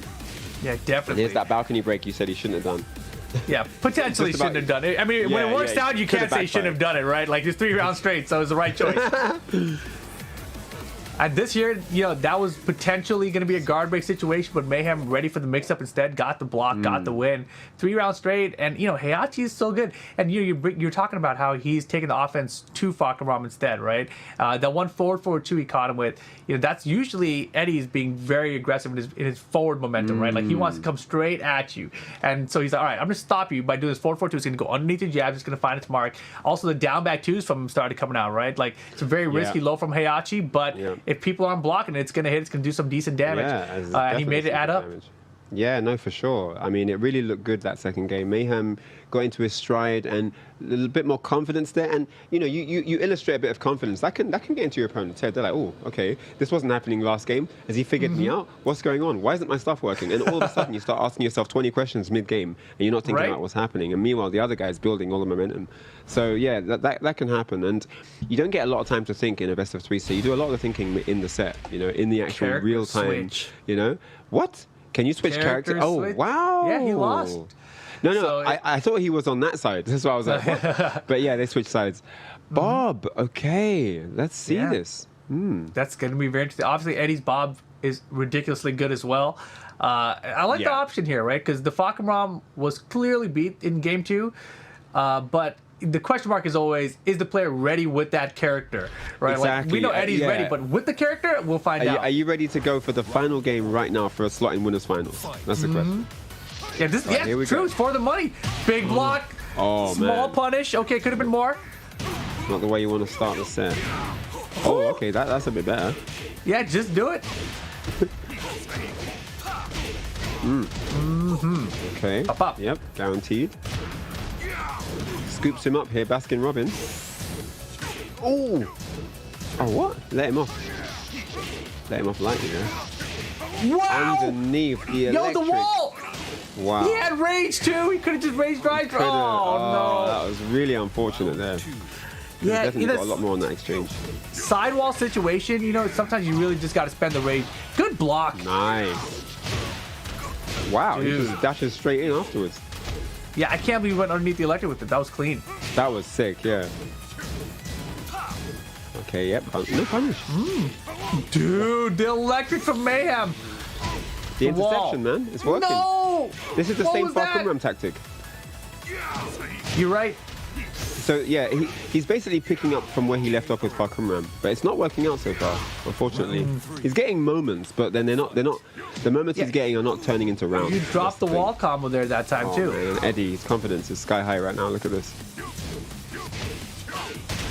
Yes, Guaranteed. good confirm. He's efficient. 1-1-2. No sidestep, says Eddie. Dude. Oh that's my it. goodness. Wait. Oh, he misses it. Big opportunity here. Race drive. Hell sweep. Hell sweep, double hell sweep maybe? Oh boy. Oh. if he committed to that, that might have been a wall splat.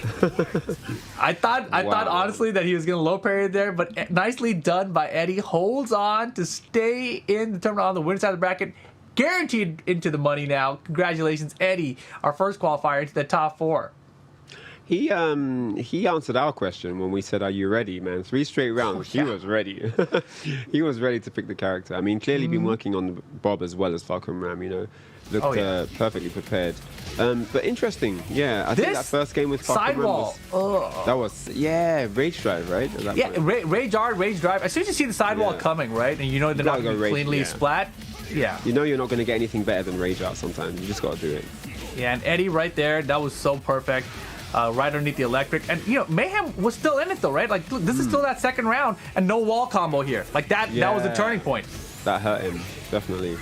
Oh, man. And then the wall splat there from Eddie. And it was all downhill for Mayhem after that, unfortunately. So he's going to drop down into the lower bracket, and Eddie is our first player in the winners finals. Yeah, it was still close at the end here, though, right? Like, if that was a low parry, the wall was right behind it. Yes. And there you see it. Eddie sitting pretty in the winners final, waiting for the winner of Storm, Razor, and Relinquish, the match I'm really excited to see as well. Yeah, you can see updates down below as well, right? Cloud over Lin. So Lin is out of here. K-Top over DBP. So DBP out of 7th place here. Wow. Pretty big surprise. But it will be K-Top who goes up against Mayhem later. Did not predict that. I don't think many people would have predicted that moving into this top 8. That, you know, we would see him drop out 0-2 here in the top 8. So shout out to DBP though. There's always next time. Definitely still a sick player. But up next, it's going to be Storm Razor with that really amazing Geese versus the brutal and barbaric Heihachi, just brutalizing every opponent that steps in his path. So who do you guys think is going to win? That's a very good question at the moment. I'm interested to see what you guys think. This is very difficult to answer too, right? I think Storm Razor is a very, very aggressive Geese.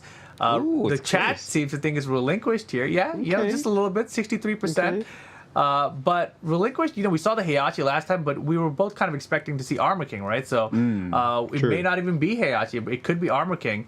We'll see what she decides to go with. But I did like the Heihachi. The Heihachi was very good. Me too. I really liked it. Last tournament I saw mostly Armor King, which was also cool. But this time, you know, so I didn't know what to expect from Heihachi, but it definitely didn't fail to deliver. Yeah, that's for sure. So, yeah. Man. All right, let's see what happens, though. You know, Relinquish, obviously going to be ridiculous regardless, but I'm really curious about this Geese Howard out Storm Razor because the way he played that first set today, he looks unstoppable. Yeah, that was... If he knows every matchup that well, he's winning this one. The way... How do you stop him? I mean, you know, we say that, but at the same time, what we just saw from Eddie with his Bob a second ago was also ridiculous. You know, if he plays that way with his Bob, that's terrifying. And I was actually thinking about it during that last match we just saw. You know, when he's dashing in your face with Falcon Rom, like, that's a little bit scary. But when he's doing the same thing with his Bob, I'm, like, absolutely mortified. Like, I don't want to do anything against Bob. Especially, he's wave dashing and then your back's to the wall. Like, dude, I don't want to deal with Bob like that. That's crazy. It's no fun. Insane, man. I mean, the thing is, like, you know, he's dashing up in your face and you're waiting for the right moment to press buttons. You don't want to get counter hit, but you don't really want to give up a lot of space because you're giving up so much space when he's edging you to the wall like that. And then by the time you do press something, you're at the wall, then he counter hits you and then you eat a ton of damage. So it's quite a tricky conundrum because you can't just recklessly press something because Falcon Ram's got, you know, if you get hit mid-screen, he's definitely got the wall carry range. He's going to take you to the wall. And if you don't press anything to be safe, then you lose your real estate. Now you're backed up against the wall, nowhere to go. So yeah, that's a scary proposition, man. When he does it so well. He's very confident. He's very confident. He's dashing. So yeah. And that's his playstyle, right? It's the speed he plays at. I remember, you know, I played Nin like way back when, like 2010. What? And Storm Razor. He's like, all right, I showed you the Geese. Here's the Akuma. And on the other side, Relink was like, I showed you the Heihachi. Here's the Armor King. So we get Armor King versus Akuma here. Wow. On Howard Estate. This is not the match I expected at all. No. So, wow. All right. Going to be a good one. I mean, Akuma, yeah, why not, right? He's a beast as well. He's got 0 wins with Akuma. He's just testing him out. First time he's ever used him. 0 wins with Armor King. Can you imagine? Actually, right, first time ever? Yeah, right. Wow, good call out with the hop kick there versus the down 3. Oh, get back up on this wall. Teleport through, nicely done.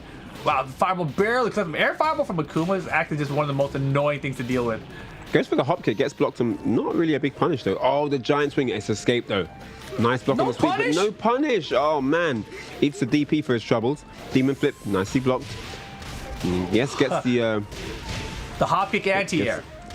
Yeah, hop kick anti-air. I was gonna say he gets a float, but it was like a hop kick anti-air, wasn't it? Nice float there. Okay, so Armor King relinquished first round here. Yeah, looking good, right? Looking for that dark upper. Definitely something you don't see out of a Heihachi. Wow. That was really good. Oh, yeah, missed the dash on the combo. Follow up. And look at this, another dark upper. Yeah, you talked about how well he places electrics and his dark uppers, right? I mean, you can tell it's still the same game plan. Check it out. I mean, the evidence is right here. He just lands them. He just lands them every time. I mean, if I was a Mishima or an Arm King, I would love to have that as my stat. Yeah, lands all the dark uppers and electrics. Yes, sure. Every time. Oh man, he spent a bar on that and wasn't able to get any damage, unfortunately. Storm Razor looking like he's in a little bit of trouble. His other 2D character's not working out. Oh, Rage Art. That's good. Gonna get good on that. I mean, he was getting mauled, right? And he's got low health, so it's going to do more damage here. Yeah. It's also a good get-offy tool. And now if he can just get something started, he can just turn things around. Giant swing here into a wall could be a big turn. Spring kick? Oh, wow. Oh, I like it. Oh, I like the read, though. I like the guess. Yeah. I like the hop kick guess. That was good. It's definitely risky, right? But that's relinquished. He's 18 years old. He's a youngin'. He's like, yeah, whatever, dude. And if he got that, that was probably the game. So, yeah, I respect that. And look at this round. Shining Wizard. Storm Razor unable to tech that one. And oh my gosh. Wow. What a round. That was just insane. Just all over him. No questions asked. Totally. I forget the notation of that move where Arm King steps to the side and punches, but that move is so evasive, right? So at first, Akuma jumped back. I was like, all right, what's he going to do now? He jumped right back at me, just whoop, out of here. I don't even care. It's going to work. And really good damage with the follow-up as well. Follow-up shoulder. A lot that hurts a lot. So you don't worry about that. Ton. But man. So here we see the demon flip. Yep, blocks the chop. And then there's that flow with the hop kick. Yep, breaks the wall. Runs over. Oh, the back turned low. And this was so curious. He looked like something was wrong. Like he was just standing. I'm just standing. Come do something. Just surprised. Everything's working fine. I was wondering if he's having like controller issues because he wasn't even trying to sidestep the fireballs or anything. That's the thing about online that's different than offline too, right? Like when people just stand still, you're like, are you okay? Is your controller working? What is he doing? Yeah. Yeah. Like even offline, if somebody stops moving for that second, you just kind of like freeze up. You're like, are you okay? And then they're just talking. You're like, oh gosh, I gotta focus. It's much easier to recognize the situation. But here at the very end of it. Boom! Off the side. Really nice.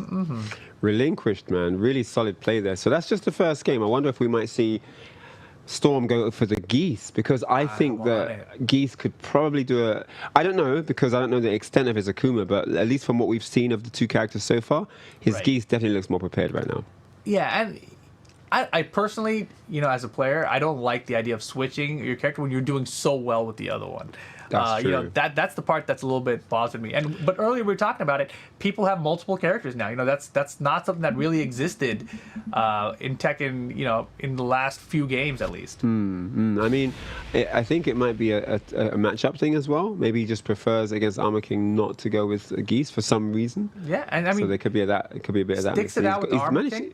He's decided to stick with Akuma here. That's what I meant. Yes. Sticks it out with Akuma. And they ran him back to Howard Estate as well. What are the odds of that? Yeah. Man. Okay. Yeah, true. Random select. Yeah. Let's see if he can turn things around. Let's see. Yeah, game 2. Yeah, I like the game plan out of Relinquish. Like, he recognized that the down 3s and down 4s are coming, so he's like, I'm just going to throw out hop kicks for him. Runs into that. Doesn't get the conversion, though. Yeah, he's been missing a few conversions with it because he has had some opportunities, but the damage isn't there. That's what I've been noticing. Wow. Oh my gosh. Ouch. Nice hop kick. Okay. Gets the sweep. Shakunetsu. That was so good. Beautiful step and got the punish off it. Dunks him down. Gonna do it. Oh, the alley kick denied. Oh! Oh. Oh my gosh, clip that. The double low escape into the wall bounce, into the wall break, and then the finish. That was so sick. Jumper jumping, man. Damn. Orm Razor gets around that Akuma. Fishing for that down two. He wants to spend the bar on it. He wants the damage guaranteed. Hey. There you go. Whoa, super late. I'm not sure about that DP. Wow, and he's jumping over the lows so well. Get off me. He's down All day. Oh, No blue guaranteed. stuff? Guaranteed Shining Wizard. Oh, War Rising 3 clipped him. Akuma with those long toenails. All right. Tatsumaki gets Dark Upward for his troubles. And over to the wall we go.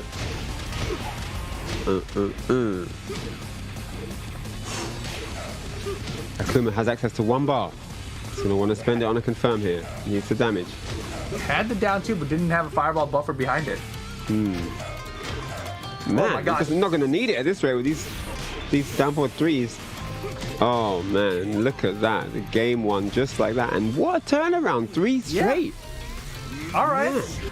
I mean, I still don't like the Akuma as much as the Geese. There's a lot of drop combos, a lot of damage left the table, but it's getting it done, right? 3 rounds straight. I was honestly thinking I was seriously thinking he needs Geese. Like I was thinking there's no way. Like the Akuma's not working out. But after that, I'm silenced.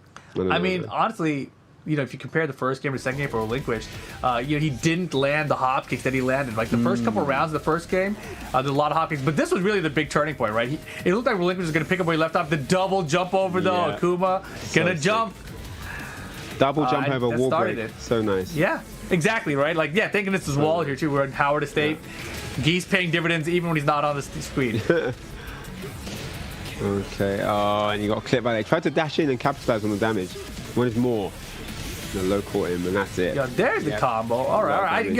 I honestly didn't even pay attention to that last combo. You know, the rest of them were all dropped, but he hit the last one to close out that set. There was more. There was more after that as well. There was more damage. Yeah, it's going to go all the way downstairs probably, you know, outside in the snow. Why not? Great stuff to both guys. So 1-1 now. I mean, you know, definitely an even set in terms of everything. Just the set count, but just even the momentum as well. They've both shown that they can steamroll the other one without any problems. And so, yeah, this is going to be a good one now. And to see who goes up against Eddie in the winners finals. Yeah, Relinquished had an opportunity to switch characters here.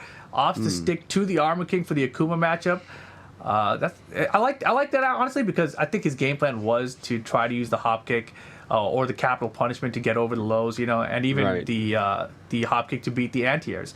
So I think his game plan here with Armor King is probably stronger than his Heihachi one would be. It's a bit simpler. Yeah. With Heihachi, you need too many different things, right? Yeah.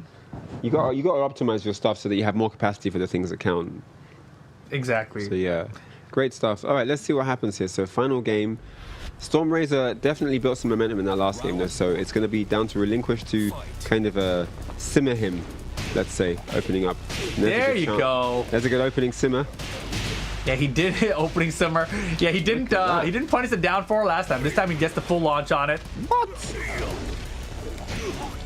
Gotta do it. Into that DP. No, sir. Wow, doesn't get the launch, though. Could have got a bigger punish for sure. Yeah. Very unfortunate. Oh. No, he missed the wizard. The nerves are coming in, man. Harada care. Oh, that could have been. Oh, doesn't have meter. He doesn't have any meter. I think like that key charge looked like an upset of myself and I just smashed the controller and kind of key charge. Look at this combo. What in the world? The hop kick in the middle after the dark upper? I don't think I've ever seen a combo like that before. That was cool. So, yeah, it was sick. I didn't even know he could carry on after that. Dark upper, jab, hop kick, jab. Like what? Get off me. Probably going to start mixing up the throws soon. Gotta keep him guessing. They're both maneuvering around and look at the whiff punishment dark upper again. So ready. Here we go. Oh, not good yet. Yeah, that's good. Safe mid. And, you know, the dark uppers were definitely missing in game 2 for Relinquish, but right now they're back. Anti-air hop kick, still there. Wave-a-wave-a into hop kick, I love it. Caught him ducking.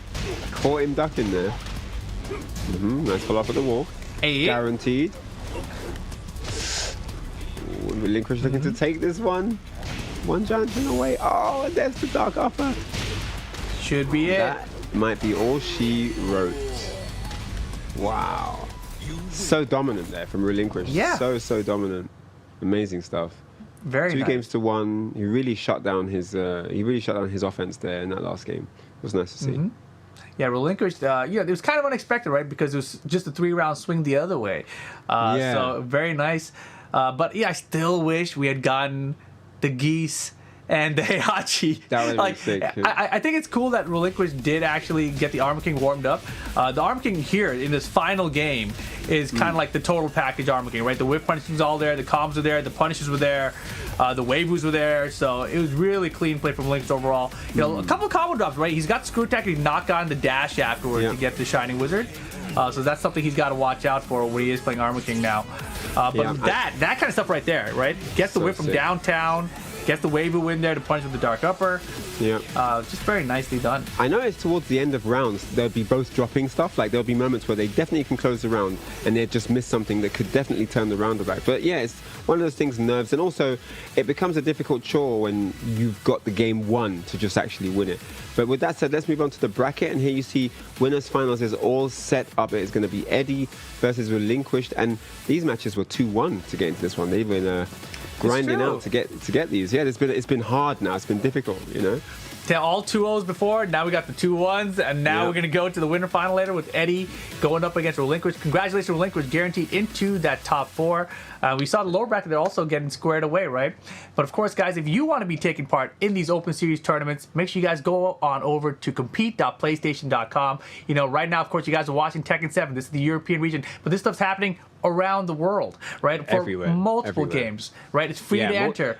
Cash prizes. They've got a ton of stuff, man. They've got Mobile Suit Gundam Extreme versus Maxi Boost. They've got MK11. They've got FIFA. They've got Soul Calibur 6, Rainbow Six, Apex Legends, and Auto Chess as well. So definitely run along over there. There's something for everyone. I mean, that game lineup definitely has something to tickle any appetite. So definitely head on over and get involved in the Open Series. But with that said, it's going to be time for a short break. And when we get back, it's going to be more winners action with the winners finals. Don't go anywhere.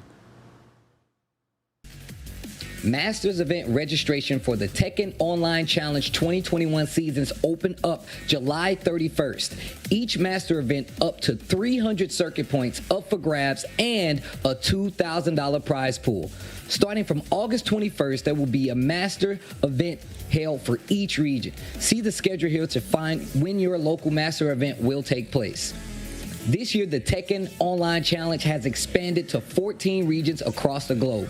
If you're from any of the countries or regions listed, you can compete. For this season of Tekken Online Challenge, community events are a part of the circuit once again through the dojo system.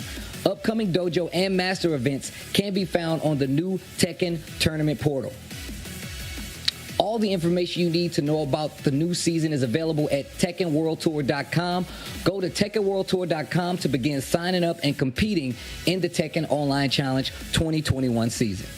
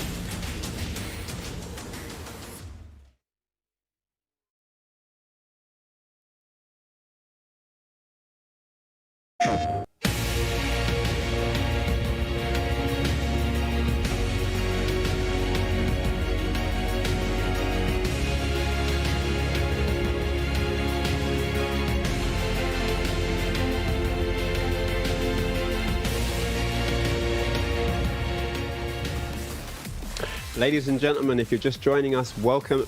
And if you've been here the whole time, welcome back. This is the PlayStation Open Series monthly finals for Europe. And my name is Ryan Hart, and I'm joined with Rip. And it's been super fast and furious all the way through here. Crazy, crazy aggression, just domination all the way through. 2-0s right down the board. And here we see the brackets, and you can see what's transpired so far. And literally, that winner side, all 2-0s, Rip, man. What do you think of that? Exactly. I mean, the opening of this tournament was just insane, right? But then as we moved on in the bracket, things got a little bit closer. You see all the 2-1s that came out. We just saw Eddie take out Mayhem. Stormrazor relinquished, which is an interesting one. But Stormrazor, opted to go with the Akuma there. I still wish we had seen the Geese Howard. Howard, for sure. Really would have been a good one. But yeah, go ahead. No, yeah, because of that, Stormrazor is going to be down in the lower bracket with that Geese. So we'll see, or potentially with that Akuma. Could have been potentially on the winner's side. But instead, we've got Eddie here versus Relinquish as our next matchup. It is going to be the winner final. Both these players guaranteed top 3 already, but a win here guarantees them a top 2. And, we talked about the pricing earlier. 400 first, 300 for second. Obviously, that's a lot better to stay in the top 2 than it is to potentially get a third place finish, right? Would be a good idea if you want to get paid that big, nice money. So, yeah, definitely good stuff. I mean, all these guys basically will get paid something, right? Because they're in that top 4 bracket at the moment. Right. But, yeah, they want first. They don't want to come second or third. They want to win. They want to be champion. And 65% of you say that Eddie is going to produce that result. He's looking like the most all-round at the moment because we've seen everyone steamroll, so we know the aggression level's there. But when it comes to being able to deal with pressure and take damage and then bring it back, I think Eddie's been able to deliver that the most so far. I mean, that might just be because of the matchups that we've seen. But yeah, Storm, Eddie, Relinquish, like all very, very, very aggressive, and Mayhem as well, extremely aggressive. We saw that in the first match versus Lin. And but in terms of defense, I think we haven't seen everyone fully tested just yet. Not just yet. But Eddie's had a little bit of that. We've seen him on the back foot. We've seen him drop a game and bring it back. So there's been some room there to see his all-round stature. And I'm liking the shape of him right now. So, yeah, let's see what happens in this winners' finals. I think Relinquished, 18 years of age, still coming into his own, developing his style. And I mean, winners' finals of tournaments at 18, that's no small feat. I was just going to mention it, right? That's a big statement right there.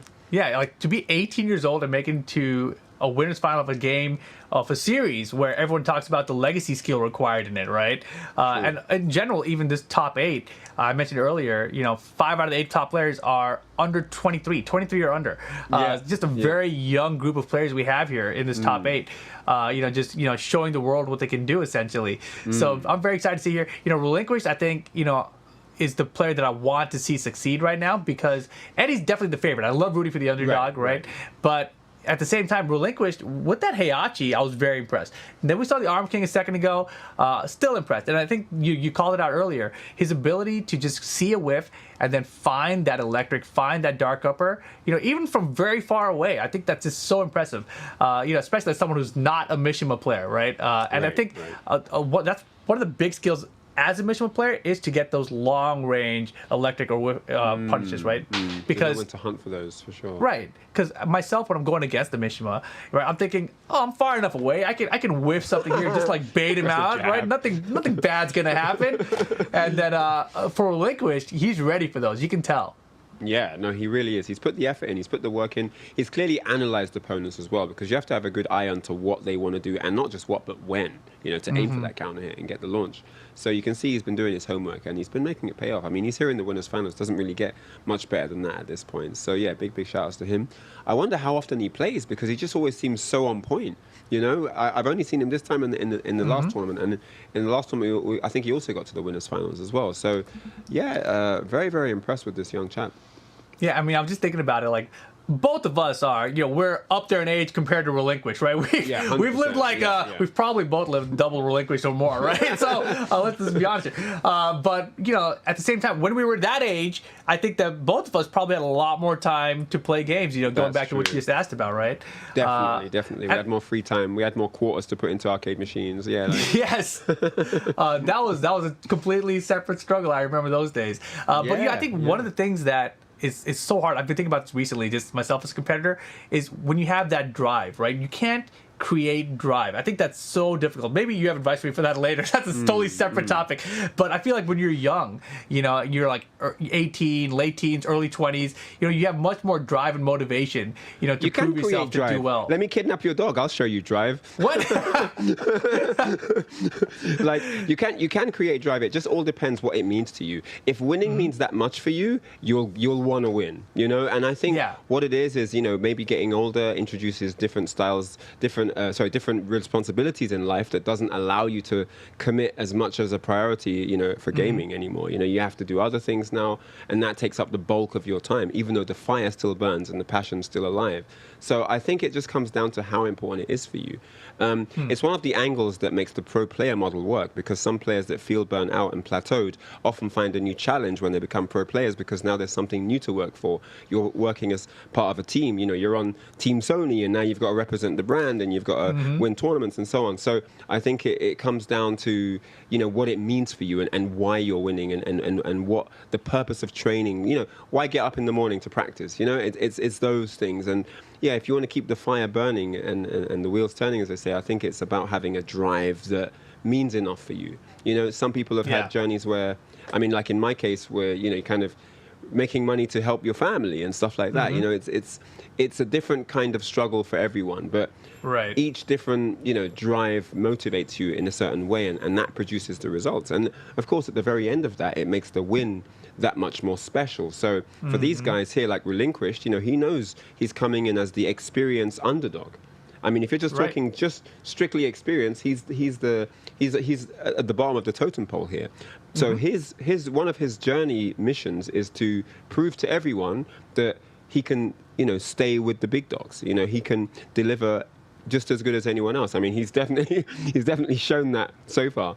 But then for someone like Eddie, it's like, well, even though you're good at doing what you do, I've got what I'm good at, and whether it's versatility or just all-round knowledge, or the composition of styles, being very patient but also being very aggressive, having the knowledge, knowing when to do what, showing that experience in delivery, not just theory fighting, but actually showing that on a big stage under pressure. That's what it comes down to with these two. Yeah, and it seems like that's one of the big hurdles for a lot of players, right? Like there are so many new players that have kind of come up during this pandemic, when we were kind of in this online era of Tekken 7 now, right? And so many of these players now, they're recognizing that they can compete with all these other top players at the highest level. They're like, wait a second, maybe I'm not as bad as I thought it was. Maybe I'm actually beating them. It's not just online. I think that's a big takeaway that I've seen, especially recently, right? We just had a recent offline event out here in North America, and so many of the players that have been grinding online are the ones that are now competing and making it into the top 8s, where a lot of the guys who we recognize from the offline scene are not making that top 8 now. You were saying, that was so interesting. You always think that it's just going to go back into the regular fold. These guys win. These guys don't do that well offline. But it's so different. And it just shows there's a lot of value in continuing that grind online. Like, keep the training up, keep it regular and consistent. And it pays off online and apparently offline as well. That actually reminds me, I want to ask you about this, because I'm not sure how it is out for you in Europe, right? But for us out here in Southern California, specifically, like North America, when there was a time between games, like Tekken 6 is nearing the end of its life cycle, we know Tekken Tag 2 is coming, a lot of players, they kind of stop playing. They're like, I'm just going to wait for the next game. But then in that time period, it's usually the players that keep on playing. They're like, oh yeah, I still want to go to the arcade. I still want to keep playing. I still want to get better. And then when that next game comes out, they're the ones who end up doing better. I always have seen that kind of growth. And is it the same thing out in EU? It's the same thing it's the same thing in Europe. When it comes to arcade releases, we used to have trade shows where you'd get a version of the game pre-released to come down, and we'd get to test the game out. And it was always the guys who had been playing a lot of the older version that were the first ones to kind of develop things on the new one. And it's just one of those things because, you know, your situational awareness is better, your reactions are better, your creativity is more alive. You know, that creative cog in your brain is turning constantly if you're in shape playing the game that's out. Whereas if you haven't played in a while, even though you might be better than the guys playing or had been better at one point, you know, your game skill muscles have all atrophied, and you know you're out of shape, and you need to, you know what I mean, and I think it takes that constant playing to have a one stream, you know, like a train of thought, as they say in communication, right? But your brain is also communicating with the software, and when you keep playing, the ideas don't stop developing. I mean, literally, even when you're not playing the game and you're not active with the software, your subconscious mind continues what you experienced and is processing that. So the next time you play the game, new ideas just come out. You just blew my mind because it's so true. It's like one of those things when you play a game too much and you start having dreams about it, you know, like your subconscious mind is always thinking about what you want to do, right? Yeah. But we do actually have some updates, guys, really quick from the bracket, from the lower bracket, right? People are still moving ahead here. It looks like Stormrazor did go ahead and take out Cloud 2-1. So Stormrazor, congratulations, into the top 4, guaranteed into the prize pool now, alongside Mayhem. So Stormrazor versus Mayhem, that's a matchup that we have not seen yet today. So that's gonna be an interesting one later when we get to it. But that, you know, we'll see which character he goes to, right? We saw the Akuma recently. Maybe he's back to the Geese now. Personally, I want to see the Geese. Mayhem, of course, with that Heihachi, been putting in work.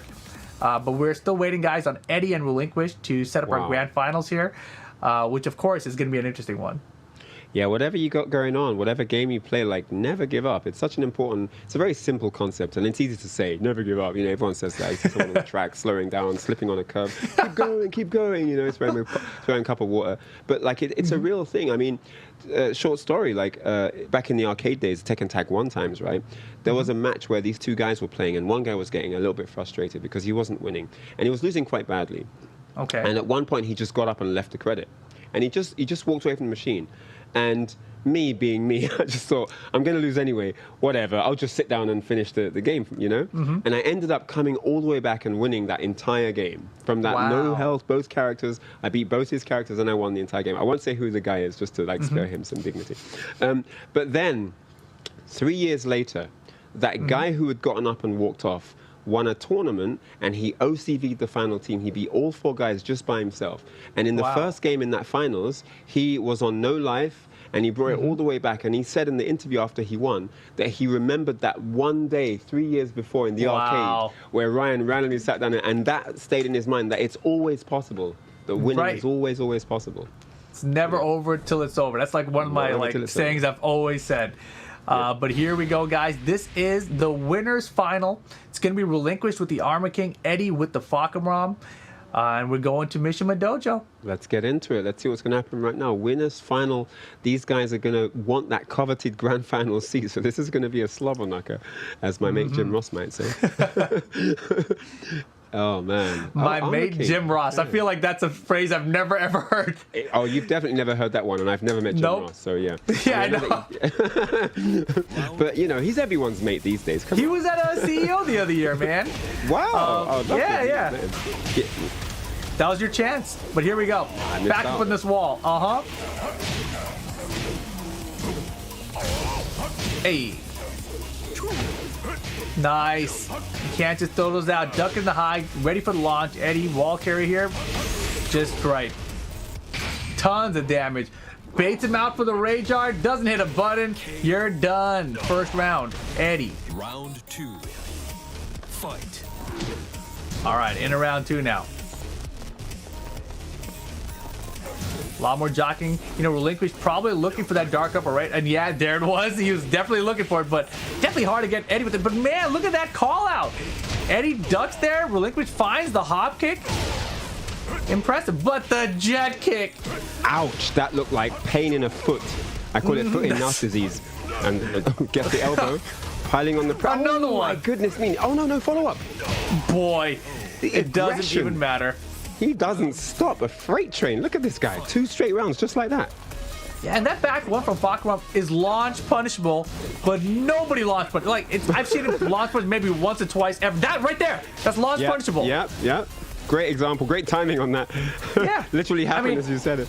And that's the thing, like Eddie, he uses so much because people literally do not punish it because you can't. It's so fast. Yeah, you're not ready. You're thinking of so many other things, and that comes out, and you're like, oh, gone. Moment's gone. Exactly, and it's gone. Exactly. But right now, Eddie has the lead. Looking to close it out. Goodness. Uh-oh. That was such a sick dark upper. He's going to need a little bit more, though. Eddie's still alive here. Look. Into the raise drive. Oh, no. And I knew it wasn't over. After he got that combo, I knew Eddie still had some life left in him. He was like, you know what? I'm going to make this count. I'm going to get up, and I'm going to do something that's going to give... See, when people are dying... When people are losing in life, they get up and they'll do something that leaves them on plus to give one final opportunity. So you're going to see a race drive. You're going to see something that's plus and high. Or it's going to be that because they need as much space to think of something as possible. They need a way to devise a plan quickly.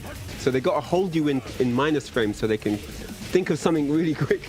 And yeah, and what did he do? He got up, fastest string possible, straight into the race drive. Ended the combo, and that's a very smart option. Very wise stuff there from Eddie.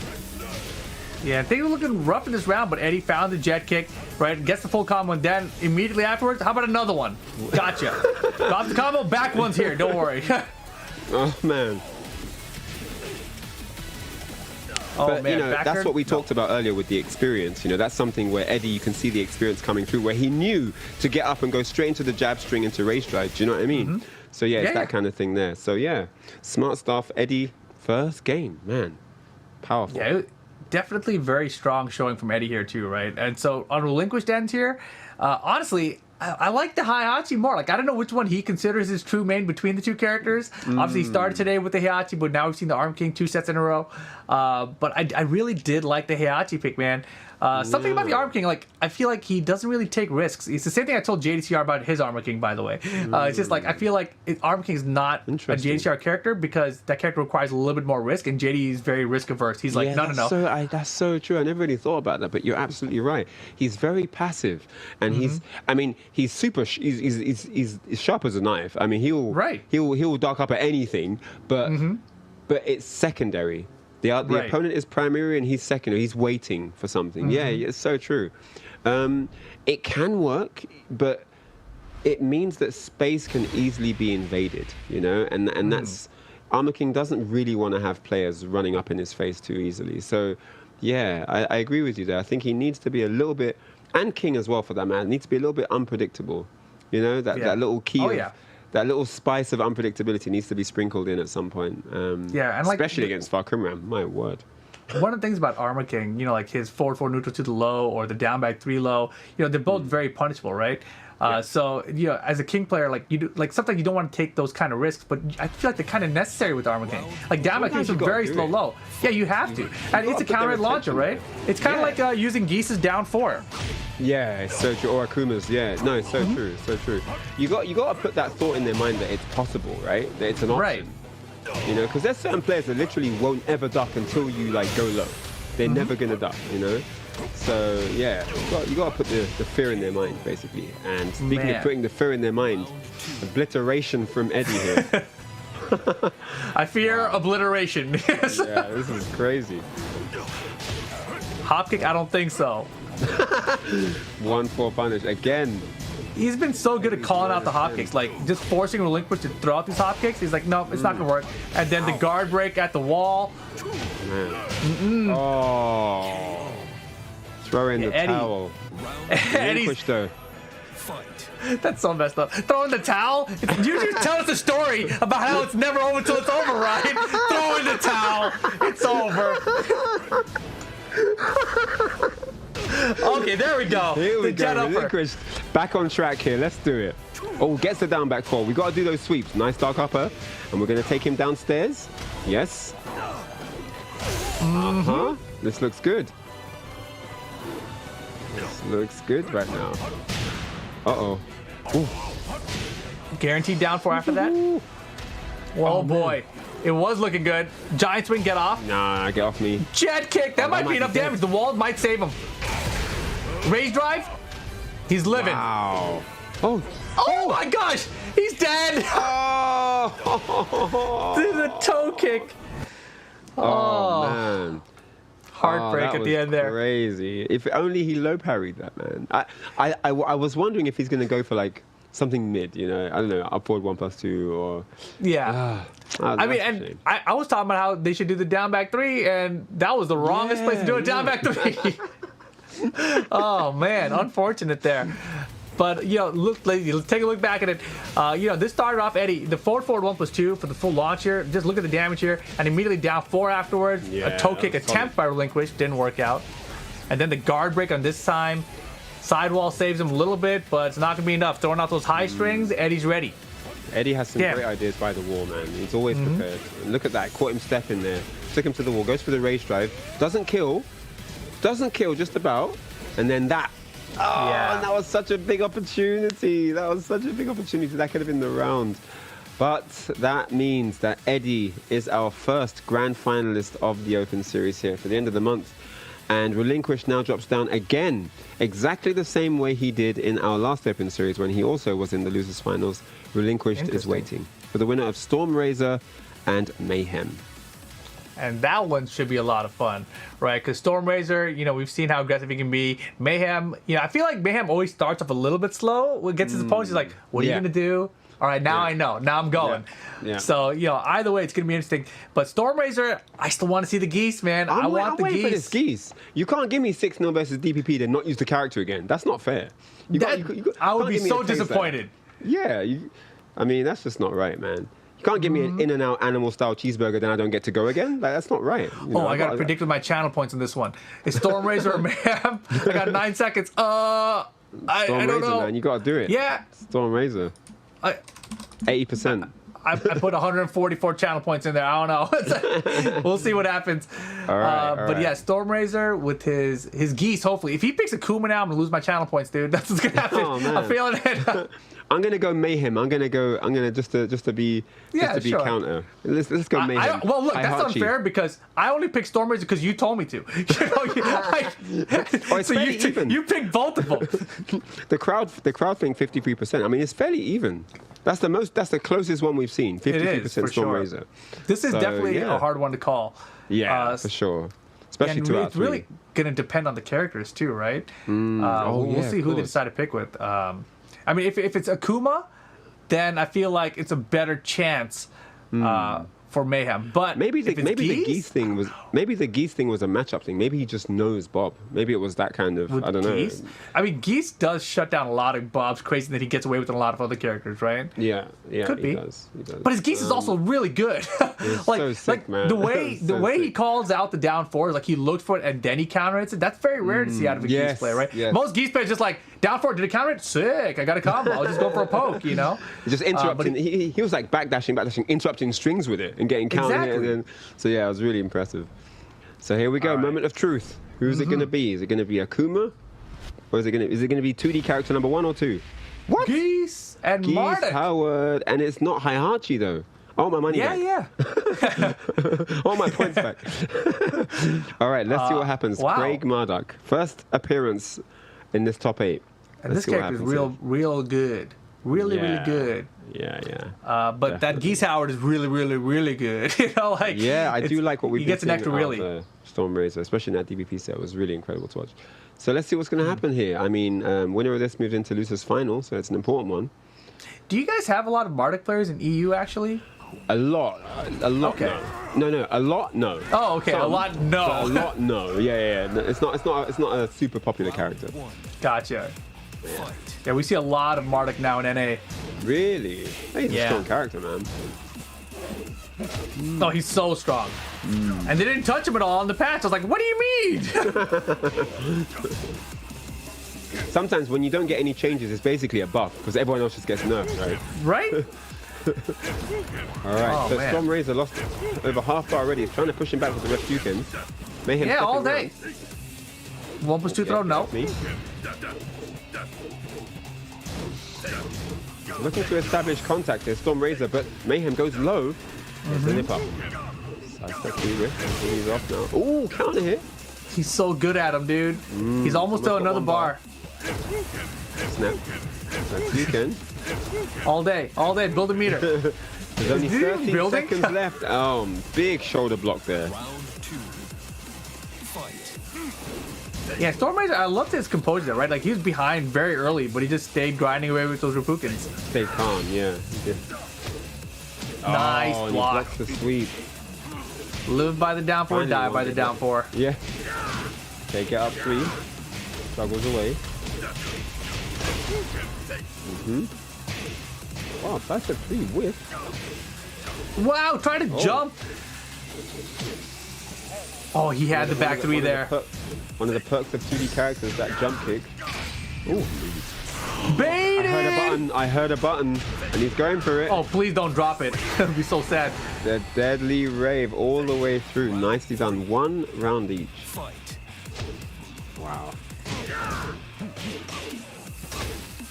Oh, yes. Counter hit down 4. Dude, Stormraiser's like, I don't know how he does it. He has more down Wow, 4 counts the than anyone I've reset. seen. No Tesla though. Got scoops up again. Yo, that maximal cancel was tight. Spin the bar. Keep it as safe Uh-oh. as possible. Got launched. Oki time. Oh, he tried to backdash it. Repukin stuffs the rage drive. That's Dude, huge. stops it. He lost the bar now. And now Stormraiser's just looking for that one final hit. Oh. KO. Wow. Of course, the down 4. Fight. Bringing it back, Stormraiser. Wow, backdash down forward 1. Clips him out of the jabs. And takes him over to the caravan here. What's he going to do with him? Oh, trying to do a dragon's throw, but no dice. And there's the mount. Great escape there from Stormraiser. Holy moly. That was so off axis. Yeah, he couldn't get the full juggle. Backs up now for some space. Stormraiser. Does have rage drive. He's not going to get to use it. 2 rounds each here.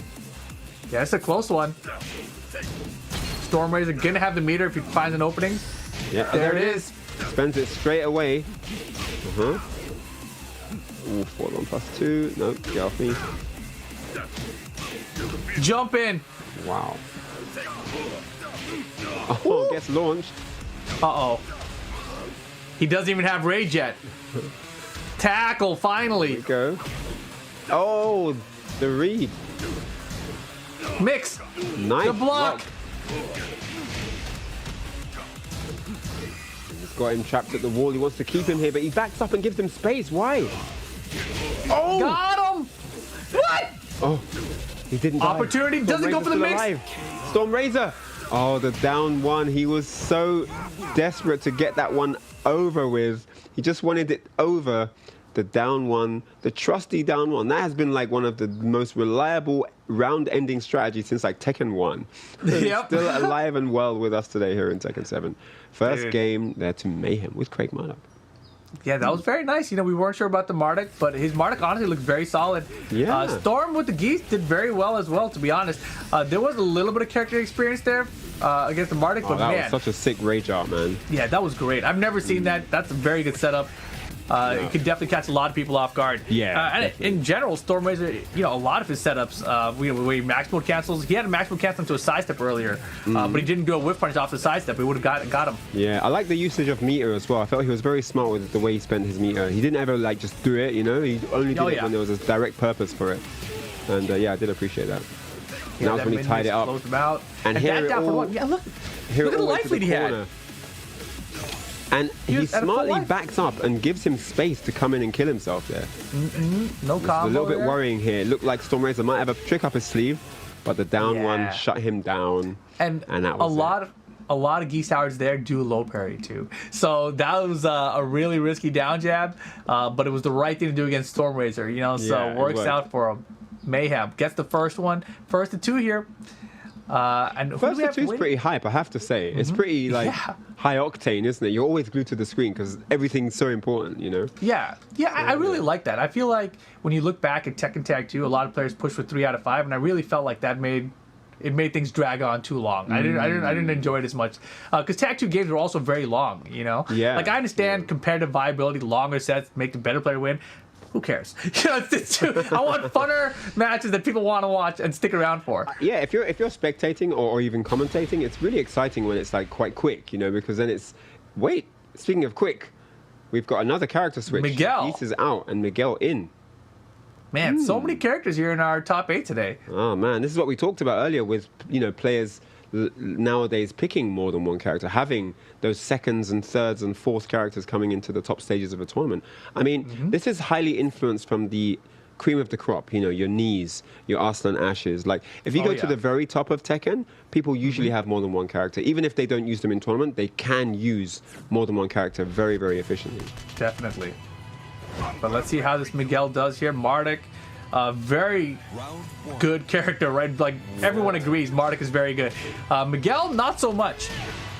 Yeah, I know, right? He kind of gets the short end of the straw each version. He's always good, but never good enough in a sense, All right, so here we go. Good start here. Is this the best Miguel's very ever good start been, though? here. I'm curious. Damn, get off. Looking good right now. I'm sensing a 3-round sweep from Wow. Miguel. This looks decent, man. Yeah, my Oh, you got scooped, though. caster sense is tingling. Oh, yeah, you might be right.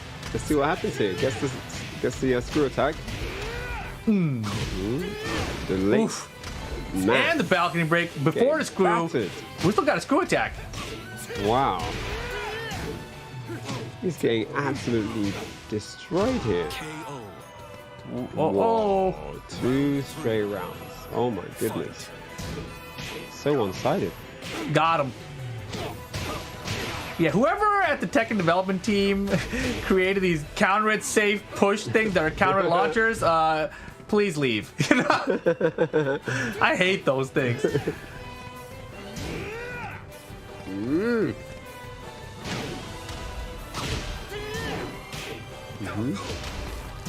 Miguel with Wow. like 15 lows. Counter! Nice. Wow, your 3-0 prediction. Boom! Man, nice. Caster sense Miguel. tingling. Domination. That was, wow. 3 straight rounds. I didn't see that coming. I mean, obviously he's picking Miguel. He's obviously picking him for a reason, but I didn't know it was for 3-0. Yeah, I mean, when I saw the character select screen, I didn't know what to expect either, obviously, right? But with the way the first round went, I was like, You were, okay, you this were could sold be... after that first round. You were like, nope, this is going to be 3-0. Yep, this is good. Because a lot of times, like, Miguel is one of those characters that gives me personally a lot of problems. And I've been beat up just like this. So when I saw the first round, I was like, oh, I know where this goes. I've lived this. It's one of those matches. Oh, okay. I see, Oh, I yeah. see. But it doesn't mean it's Marduk. over, right? Man, Marduk didn't look like he knew what was going on. That was mad. Wow, that counter, that just put an exclamation point on it as well. Oh, yeah. Oh, wow. All And of right, course- so 1 apiece, tied up.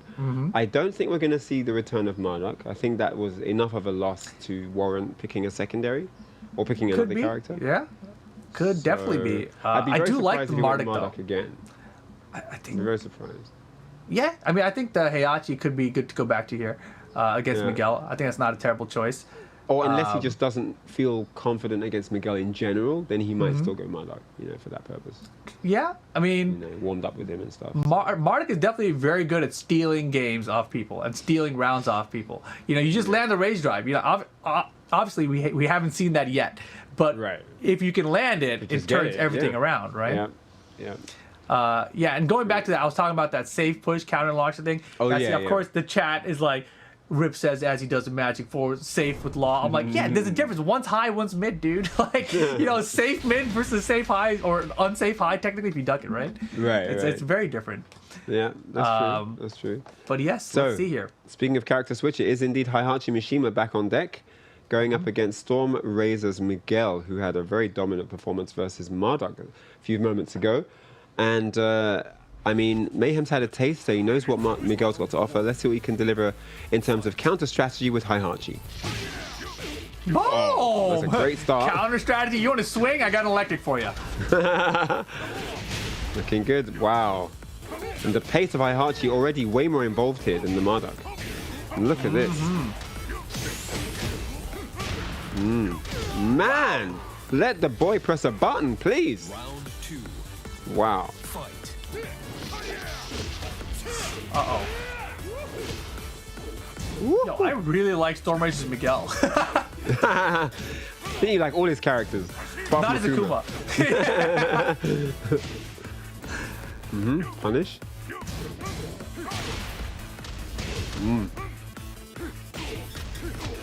There he goes low. Boy. Oh my, you might not be seeing as Miguel for that long. And this After is the that loser side round. of the tournament. Yeah. Winners moving into losers finals versus relinquish. It's looking like it's mayhem right now. 1-1-2 punishes the whiff. Storm Razor on his last legs potentially Wow. gets the launch. He needed that to stay in the round. Full wall carry here. Follows up. Oh man. Okay. Nice Oh, step. great sidewalk. Oh no. Okay, we're good. No. Oh, that was a scary moment. Scary moment. But we're okay. Wow. All right, so Storm Razor still alive here. Punished. And he gets the Oh. launch. Mayhem now in a bit of trouble. He needs to turn it around if he wants to win this. Can't keep letting these comeback attempts get... Jump over. No. Oh, man. Might have been a one-way Unfortunate tech for at. Storm Razor. Oh, Uh-oh. and it's all falling apart against the wall. Nice Great block. block, and there's the launch. Spend the Razor. rage. Okay, and now, like you Okay, said, right? okay. If he had spent the rage art earlier, it would have done more damage. Because it hit Yeah. the wall, it does scale it. Yeah, you're right. I think he's still got the KO, though. No KO. Shouldn't have hit the wall. Shouldn't have let him hit the wall, but here we Oh, go. my goodness me. Final round. Mayhem Here we and go. Storm Razor. Who's moving forward in the tournament? Up 4-3+4. Piling on the pressure here. He does not want to go out of the tournament. Mayhem trying to push Storm Razor into error here. Backs up for space. Looking Storm for Razor does electric. too. Oh boy. Oh. Okay. Oh my gosh. He's fishing so hard for a counter it. No counter that time either. Looking for the counter. Nice break on the throw. That was probably like No, he whiffs the hop kick. And Mayhem was ready with the punish. big trouble. And that Wow. will be that. Mayhem 3-2. Moving on in the tournament. Congratulations. Great stuff. Into the top 3 now. Great game. Both players played phenomenally well. That final game could have gone either way. I mean, that hop kick might have launched, and that could have been, the round. But shout outs to Mayhem. He kept it cool. I like that he started the round aggressive, then he kind of backed up a little bit and allowed room for error. And the error was that whiff hop kick, right? He got yeah. the whiff punish. So yeah, definitely. really good stuff. And I think you were right. The Heihachi was the one. That was the right pick. I think it was a good choice. I did like the Marduk, but Heihachi definitely a faster character. I felt like Yeah. Miguel was starting to smother the Marduk too much, so Yeah. all totally good agree. decisions here. Oh, that was crazy, right? That exchange there where everything just missed. Yeah, dude. So yeah. But yeah, Storm look at this, Razor the comeback. looked like he was going to bring it back all the time. You never looked quite out of it. There was always a chance that he could just like steal around here, and that was really unfortunate when that missed. And when that Yep. did miss, everything went wrong. Yeah, clutch block. And there, right there, the rage art was a the little bit rage too art. late. But it Yeah. didn't matter. Still final round, and that was it. Get the That hop was kick, the the night. whiff, get the whiff punish, full Stomp. combo. Down forward one, nice sequence there, very nice sequence. And there you see the carnage that has happened throughout this top 8. And yes, Mayhem illuminated there, takes it 2-1 over Storm Razor and moves forward into the losers finals against the very patiently waiting Relinquished. And then the winner of that moves up to the grand finals to take on Eddie. Now, whoever wins that is going to have to beat Eddie 2 sets if they want to win the Open Series here for the month. Dang. Ryan, you cost me some channel points there. Relinquished versus Mayhem, though, will be our next matchup. This one should be fun. And, what I want to see out of this one is what we're probably not... I was going to say that's what I want to see, but I don't think we're going to get it. Like, how rare is it that you get to see a Mishima matchup in the top 3 of a tournament nowadays? in the it could be a losers Heihachi finals. mirror. That could be Wow. fun. They have similar playstyles, too, as far as whiff they punching play with very electrics different. go. I mean, Heihachi Armor King is not it's not interesting. I also No, it's wouldn't not. mind seeing that as well. Yeah, that's also going to be fun. So yeah, interesting. Or maybe Marduk. Maybe Marduk will get another very appearance. true. So yeah, there's a few Marduk options versus either here. Armor King or a Heihachi. Yeah, that's fine. Yeah, I know that's that okay. Eddie's going to be watching on with his beady eyes to see who's going to win this because he's going to play them in the finals. So yeah, going to be a good one. It's Wow. a tie, 50-50. You should have voted. I actually did. Man, you that was my fault. man. 51-49. But I don't actually know who to so- choose. That's why I didn't even bet or vote. You know, I was mean, like, dude, this neither is a neither hard did the one. stream channel. I mean, it's Yeah, it's even true. Stevens. Like, no one knows what's going to happen here. That just goes to show you just how tight it is right now in the losers finals. Literally, none of us can call it. And that just increases the hype level for me. This has been all amazing stuff all the way through this top 8. Every single set has been hype. And yeah, it doesn't look like it's slowing down anytime soon. So Nope. yeah, this is going to be good. Heihachi versus Marduk could be annoying for Heihachi. I think that's quite annoying. But then Heihachi, I think Marduk would suffer against Armor King. That's the psychology here. Why do you see that? Like, I'm curious about why you see him suffering against The Marduk Armor King, because I feel like Marduk doesn't really feel confident to go for tackles in that matchup, and I feel that a lot of King and Armor King's moves kind of beat Marduk's moves just in general. You know, Interesting. like he has a lot of safe mids. Armor King has a lot of good mids. He has a lot of ways to control Marduk. And and Armor King can punish him really well for stuff. So there's a threat to everything. You know, it's not like you're just going to get 1-2 jabs or something. You're getting launched, and then there's a mix up there. So I would love to see, that Armor King evasive move I just talked about, when he steps aside, he comes out. Oh yeah, even that. I want to yeah, see yeah. that move versus Marduk's tackle. Like, You wanna see if the Marduk is interaction between tackling that you, and yeah, exactly. That's what I see. If Marduk's Yeah. tackling and Armor King does that, does he still get tackled, or does he avoid the tackle and trade? Good. Probably depends on the we timing. got Fang mostly. Wei. Yeah. Oh what? Oh what? What? What? Yeah, dude, this is wild. Mayhem Man, bring out these all guys- the different characters. Yo, these guys have got characters, man. Oh my days, the whole lineup. Feng Wei, he's been buffed, so yeah, why not, Yes, right? Let's go. definitely. These is finals. Okay. We had, I think, 3 Fangs in the top 8 recently in NA, so this character definitely putting in work now. I'm not sure how buffs. I'm not sure how happy I am that when they get to the losers final, they just ditch Mishimas entirely. Right, both of them, yeah. Mishimas, those require work. I'm going away from that. Oh my That's so gosh. good. I love that, That from was a so Liquid. sick. Over at the wall now. Okay, fighting back now. Oh man. And the goal kick. Forward 4 hit on the ground there. Tried to move. Hey, Also go forward 1. And another dark upper. The hit percentage is going up yeah, each and every ridiculous. time. Yep. Oh, into the Frankensteiner. Shout out to the Big Papa Pump. Ooh. Oh, yep. Hop kick. Hop kick. Man, I don't know how Mayhem switches gears like this. To throw out a Man. hop kick with Fang is just not even in my game plan when I'm a Marduk or a Heihachi. That's impressive, but Relinquish is looking good. He's getting launched for days, man. Armor King just so on point.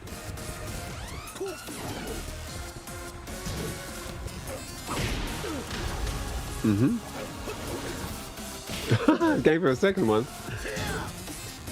Make it 3. Oh my gosh, he didn't Oh. punch the shoulder. Decided to go for the wavy and styled a little bit. It's looking good for Relinquish, man. He's in his own little element right now, just doing what he wants. Oh, that could have been it. That 10-string start is so good. Uh-oh, multi-throw. Oh, get off me. Watch the ponytail, bro. The mix. Oh, I love it. Kempo, immediate mix, and here we go. Mayhem on the board. back in the round, back in the game, yeah. Okay, down 2. Ooh, so while standing 3 gets the launch. Look at the life. Half bar gone just like that. Down back 3. The James Bang Brown. hurts Let's now.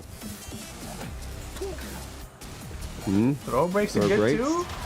A lot of Oh, breaks here. clothesline. What? The hop kick. The hope Yeah. kick. Doing Relinquish damage was- here. Yeah, Relinquish did a little too quick on the attack, right? Like, the tech roll was still there, so Yeah. just mistimed his media, essentially. What? What did he hit He him out times of? those great. I don't know Was that what while he hit him standing out of. 3? That was insane. Yeah, full launch, Relinquish looking- half life. Pop, pop, Oh, good man. punish. Oh, there's the Uh-oh. hop kick. Uh-oh. And Mayhem forced out that hop kick. Back in play here. Blue going by the shoulder wall. still there. Oh. He's gonna do it again. Oh my gosh! Wow. Bro! That Bro, move, clip man. that. That move- was crazy.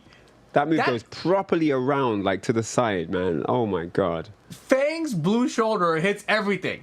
It clean missed. Clean. Damn. That was ridiculous. I've never seen that. I've actually been complaining about Fang's blue shoulder recently because it's so good. To He see went that all the way was around impressive. him. Like Armor King literally disappeared behind Feng. That's how far around it went. That was crazy. Clean that was punish. so good. And that was a great read as well because he knew that that was coming. That was for that. You know what I mean? It was very deliberate and ready with the punish as well afterwards. So yeah, great I stuff. wish that had been a slow-mo ending right there with it. That would have been crazy. That would have been sick. I wish slow-mo could be activated from certain things. Yeah, from certain other things, not just equal interactions at the same time. But I think we're going to see it come up. And there was that low. Yeah, and we got schmixed earlier in the set. Feng started to come back. He got 2 straight rounds. Played really well. Yeah, Mayhem's Fang did actually do pretty well overall. Like, there was a lot of these hop kicks that were working out. Yeah. Okay, yeah, and 2 rounds each. And a great start to the final round from Relinquish. He just seemed super ready. And then when Mayhem started getting back involved, gets a hop kick there. And look at it. Look, oh yeah, it's coming up now. It's coming up now. Yeah, right here. Oh my god, we got our own built-in slow-mo. This is sick. Shout out to production. Ridiculous. Yeah, big was shout out to gorgeous. production for that. That was gassed. I mean, Yeah, if the game doesn't do it, we got you guys. You know? I mean, he was clearly setting up for that. He knew, he was in his head. He knew he's going for the rage drive. He needs the big damage, and I've got this for his blue shoulder. I'm ready. That was amazing. But let's see, does not stick to Fang. Going to be switching over to Heihachi now. I like that. I think that's a smart choice. The Feng wasn't bad by any means, but the flow just wasn't the same. And Heihachi, Right. he's been delivering that. So I think this is a good pick. Let's see if we can get it done. They're going to have to do it from behind here. 1st and 2, Relinquish just needs this one game to get a run back against Eddie in the grand finals. Yeah, true. And we're at Forgotten Realm, which is, pretty good for all the kings, right? You get that Shining Wizard Ender, all of a sudden, floor is going to break. More combo, Extra whoopie damage. dude off. The wall's still there if you want to hit some giant swings.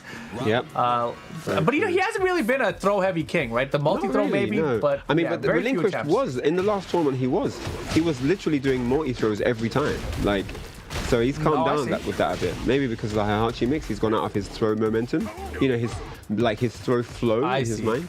Could be. So yeah. Wow, what a whiff punish with that clothesline. Oh, 4-3 count. I don't know what he pressed there. Down we go. Okay, screw attack. Oh boy. And the hop kick He right ducked. back at you? He ducked. But why would you even duck? He thought the rage drive was coming, maybe? Oh, that's gonna be it.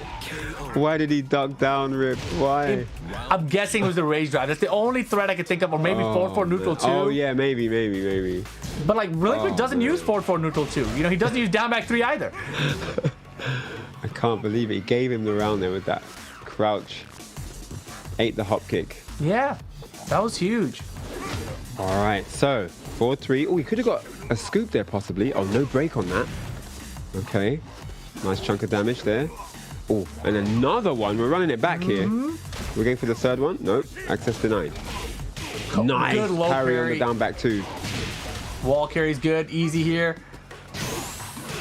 Oh, Again! again, Rip. He's in his head, man.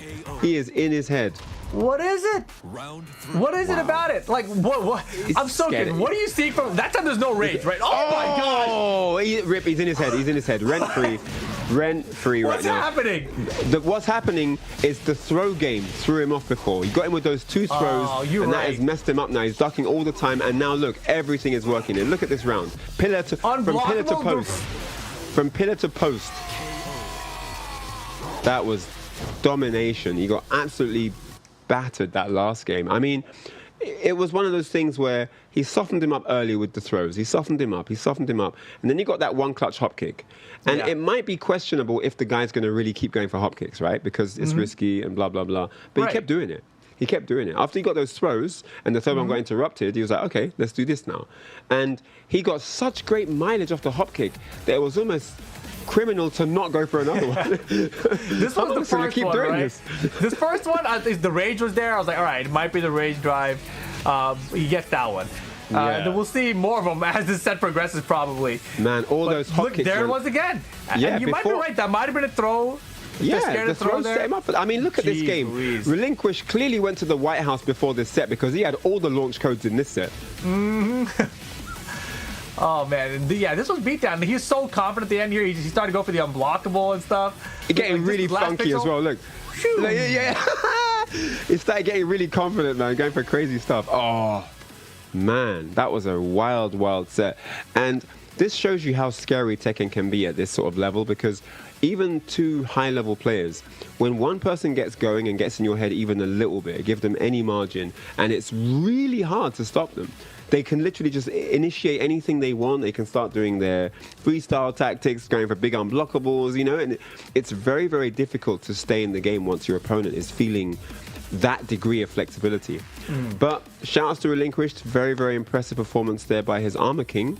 We didn't know who we were going to see, and now he has sealed his spot against Eddie in the grand finals for what you mentioned, Rip, that all coveted run back. Exactly, and here it is, boys and girls, our grand finals, Eddie versus Relinquished.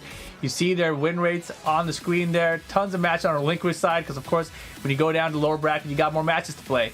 But Eddie been looking really unstoppable today. Of course, Eddie, the only player to beat Relinquished in this tournament so far today. True. So Eddie on fire right now, and that first set looked pretty rough, right? Like there was a lot of stuff Relinquished did that he's gonna have to stop doing. Like he tried doing 4-2-1s with Armor King, and every time he did it, Eddie would just duck and launch him for it. You know, and you know he's got. I was talking about he's got to take some risks with Armor King, right? He's got to use the forward 4 neutral 2. He's got to use the down back 3. We haven't really seen any of that out of him yet. It's hard to just switch gears to something you don't normally do, right? So it's gonna take some time. But look at the poll results. Whoa! Yeah. Okay, I didn't see that coming. I think that the stream are banking on Heihachi. Maybe. I don't know. Maybe that's based on if he goes Heihachi. Because the Armor King looked rough. But then again, with that said, you can see what this kid can do if you give him just a little bit of momentum. So I don't want to rule out Armor King either at this point. It's great. Key notes here, though.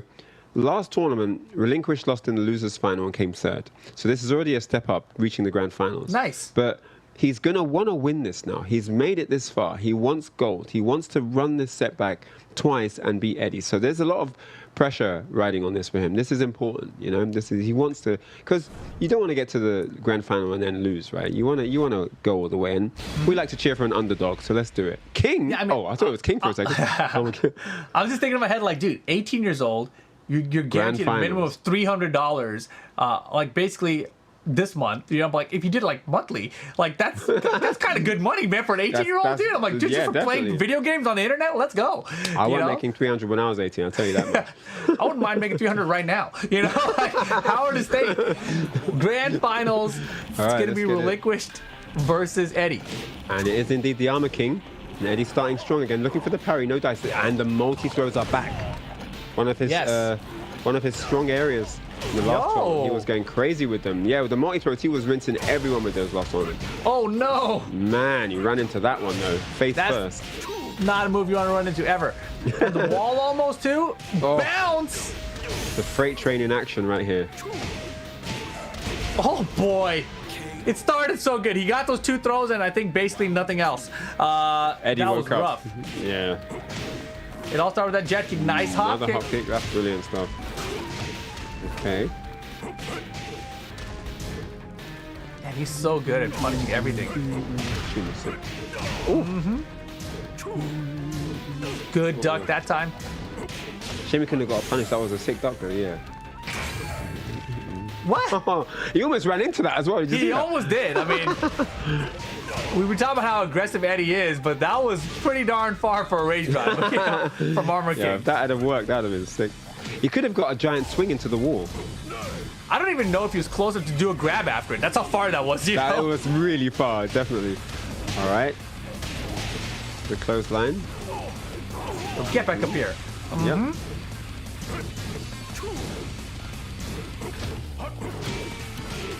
Nice hop kick in between the string.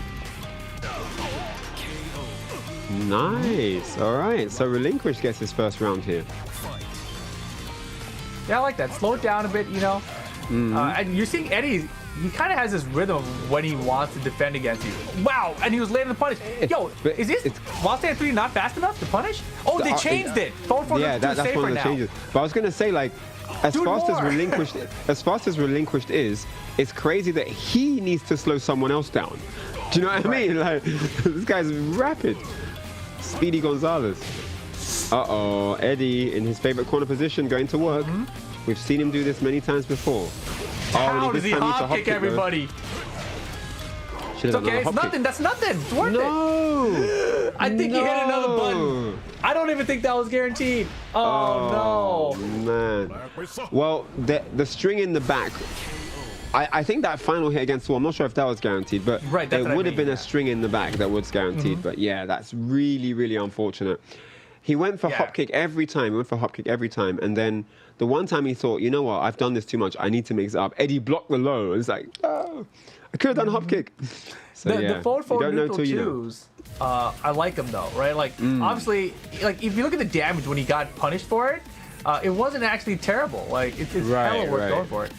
Yeah, he wasn't eating big launches or anything. So yeah, fair enough.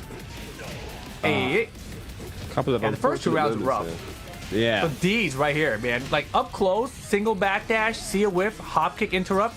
Those are where he's really excelling. Yeah, definitely. And that was just a moment of desperation just overcame him, you know, and he just really wanted to get out of that situation. I really feel he stayed down and taken the ground hit, he would have had a much better chance. But you don't know till you know, sometimes you think, let me stay down, and you just die on the ground, right? So it's one of those things can happen. But yeah, there's some fight in this kid. Relinquished, he's not down and out just yet. I mean, I think he's got some more to come. I hope he sticks with Armor King because it looks like it's not a bad option. Actually, it looks good. It looks good. Yeah, I definitely like the Armor King here. And I do think that the forward 4 neutral 2 that changed where it's safer now on block, I think that's really beneficial, right? It's still like a counter hit launcher, isn't it?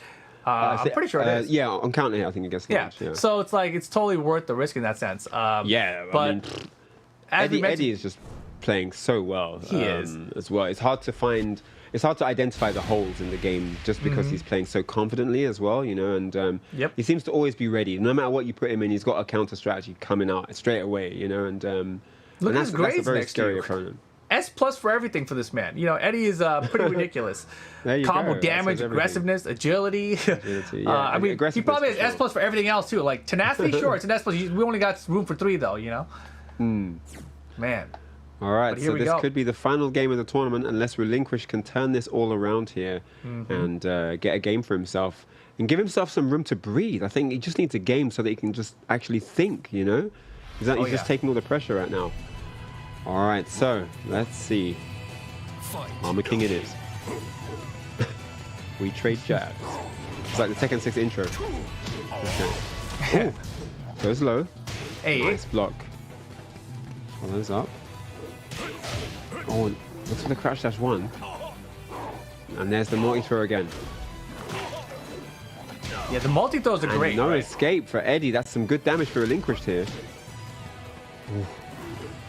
Yes, the multi-throw versus a hop kick mix is a real threat now. Rage Art's gonna work. Get it. That is gonna be the round for sure. Brilliant timing on that Rage Art. He knew that Eddie was coming with the aggression, and yeah. Eddie had built up a lot of momentum with successful poking, so he knew that Rage Art was a good option.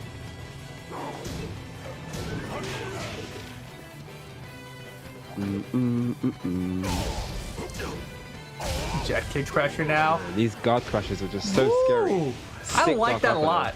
You know, we haven't seen many dark uppers, so the fact that you're just kind of chilling and like, all right, I'm not doing anything. It's still ready. Yeah. Do whatever you want, Falcon. Oh, nice. Look at this. Oh, no. No, and he goes low again. Oh, no. That, you know. Oh, man, don't Is that my fault? Did I say do down back threes? No! Oh. Rip, don't say anything about his down back threes again. Like I said, you gotta learn when to put a bench, you know. He's learning now, but the crazy thing is, if he'd actually just kept spamming hop kicks in all of these situations, he'd be winning. But like even in that situation, right? He had like an 80% life lead. Why would you do something launch punishable right there? Yeah, true.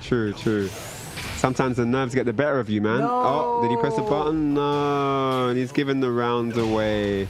And Eddie is moved into tournament point here. The nerves probably getting the better of Relinquished at this point. Let's see what happens here. Can he turn it around? Oh, great hop kick. Yes. That'll get something started. Bing, bang, boom. Ooh. Okay. Oh, looking So for the whiff far. punish. Relinquish now. Trying to find the gap in the strings. There's one. The hop kicks. Oh no. No follow-up. Gets out of the Shining Wizard. Oh, No. mistakes here. Yeah, Eddie was so patient. Oh, Bounce, man. no bounce. Oh. And Falcon down we break. go. And is Screw that all text she though? wrote?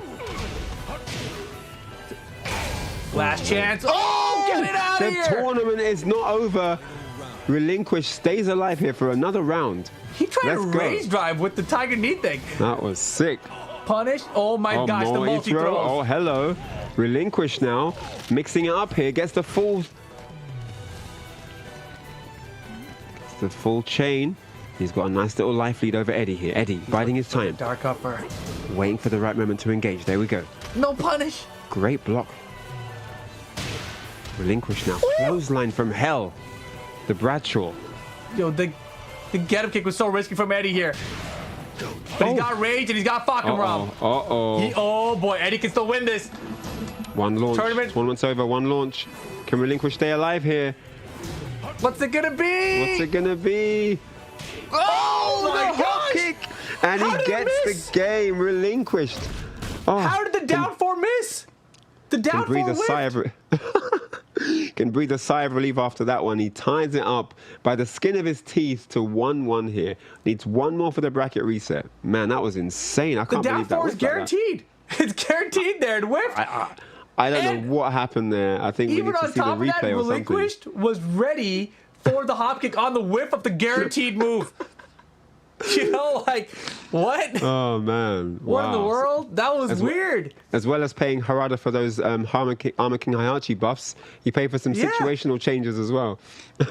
That was weird stuff. I mean, that was impressive stuff for Relinquish too, right? Like the pace change up there was great. The hop kick's still there. The multi throws are working out. You know, all good things for Relinquish. I'd love for to sure. see Eddie's face when that whiffed. what was he Dude. thinking? I mean, yeah, this And is here what was that. started things up Here was too, that right? rage art. Yeah, that was a nicely timed rage art. The first one. Got himself the first round. He needed that. That was so yeah. good too. Some really sick launches from him, man, all the way. Yeah, that was what you were saying. Like, why did he go for that launch punishable? Right. Yeah, like look at the life 80% difference there, life. right? Yeah. Oh, I mean, look how Eddie was costly just- that was. Eddie was just all over him after that, man. So you want to give away free damage? Okay, I'll take that. Sure. And again, just another solid. Yeah, that was just really great.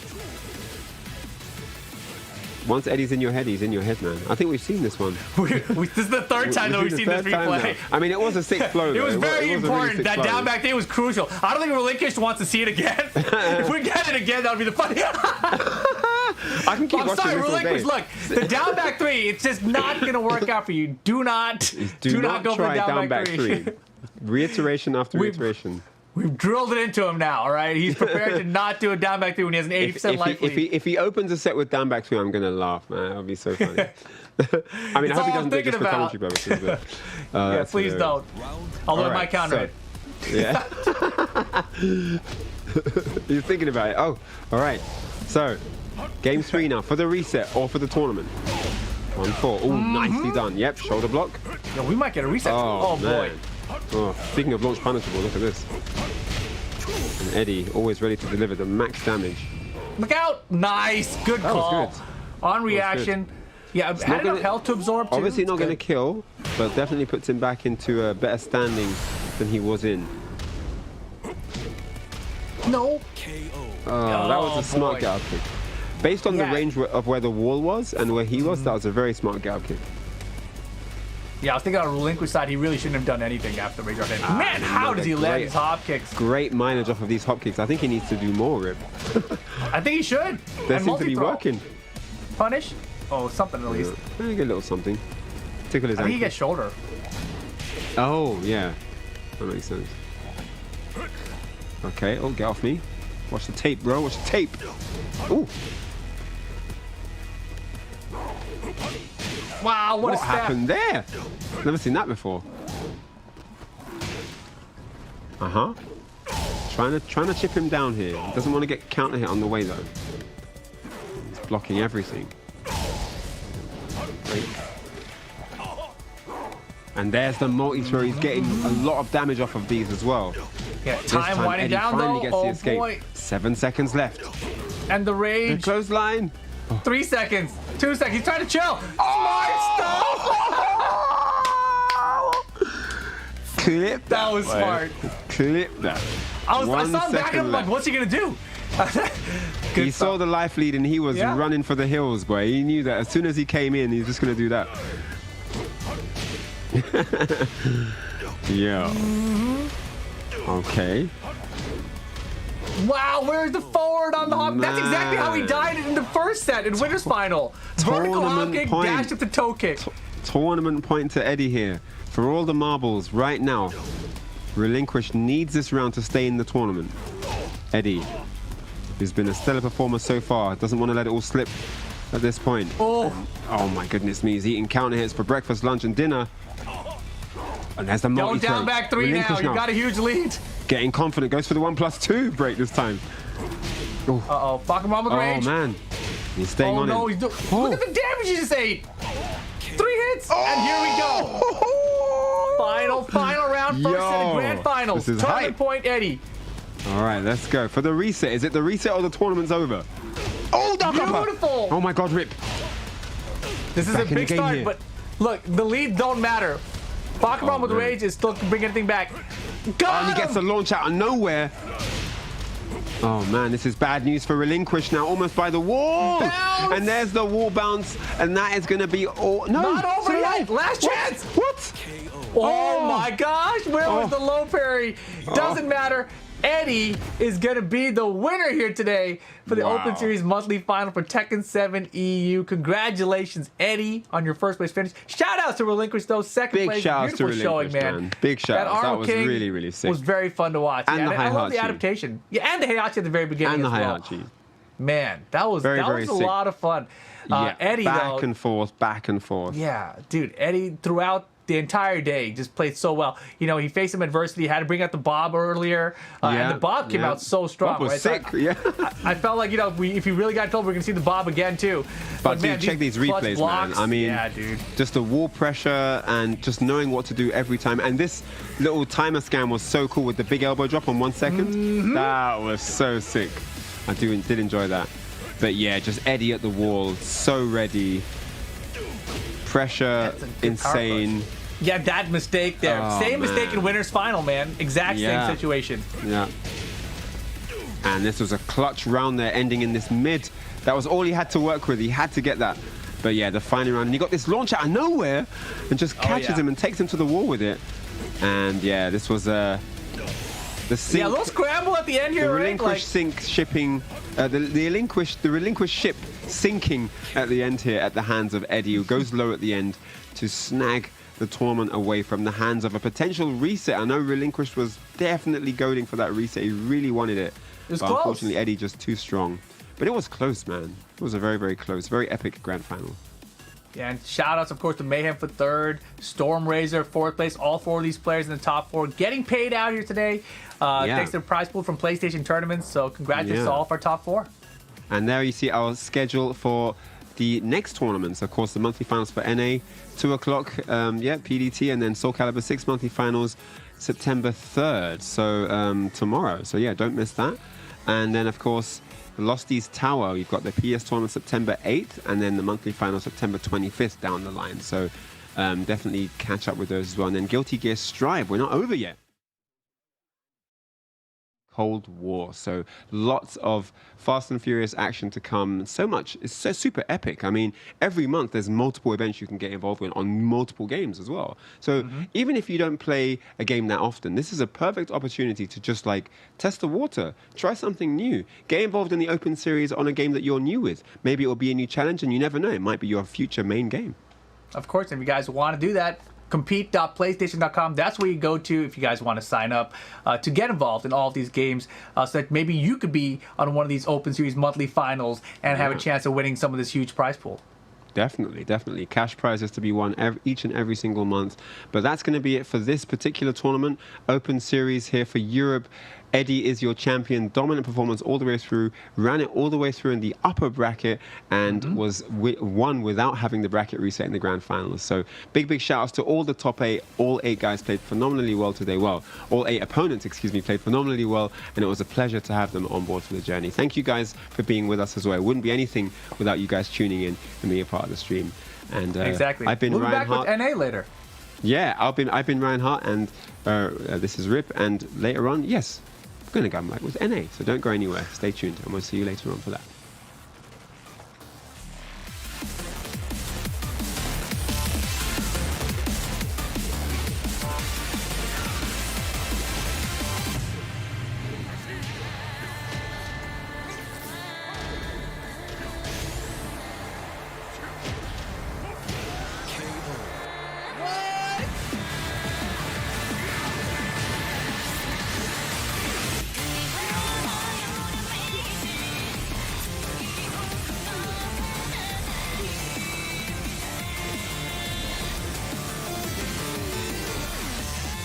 Round.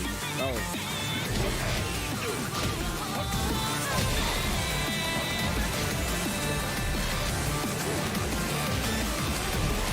Throw in the towel.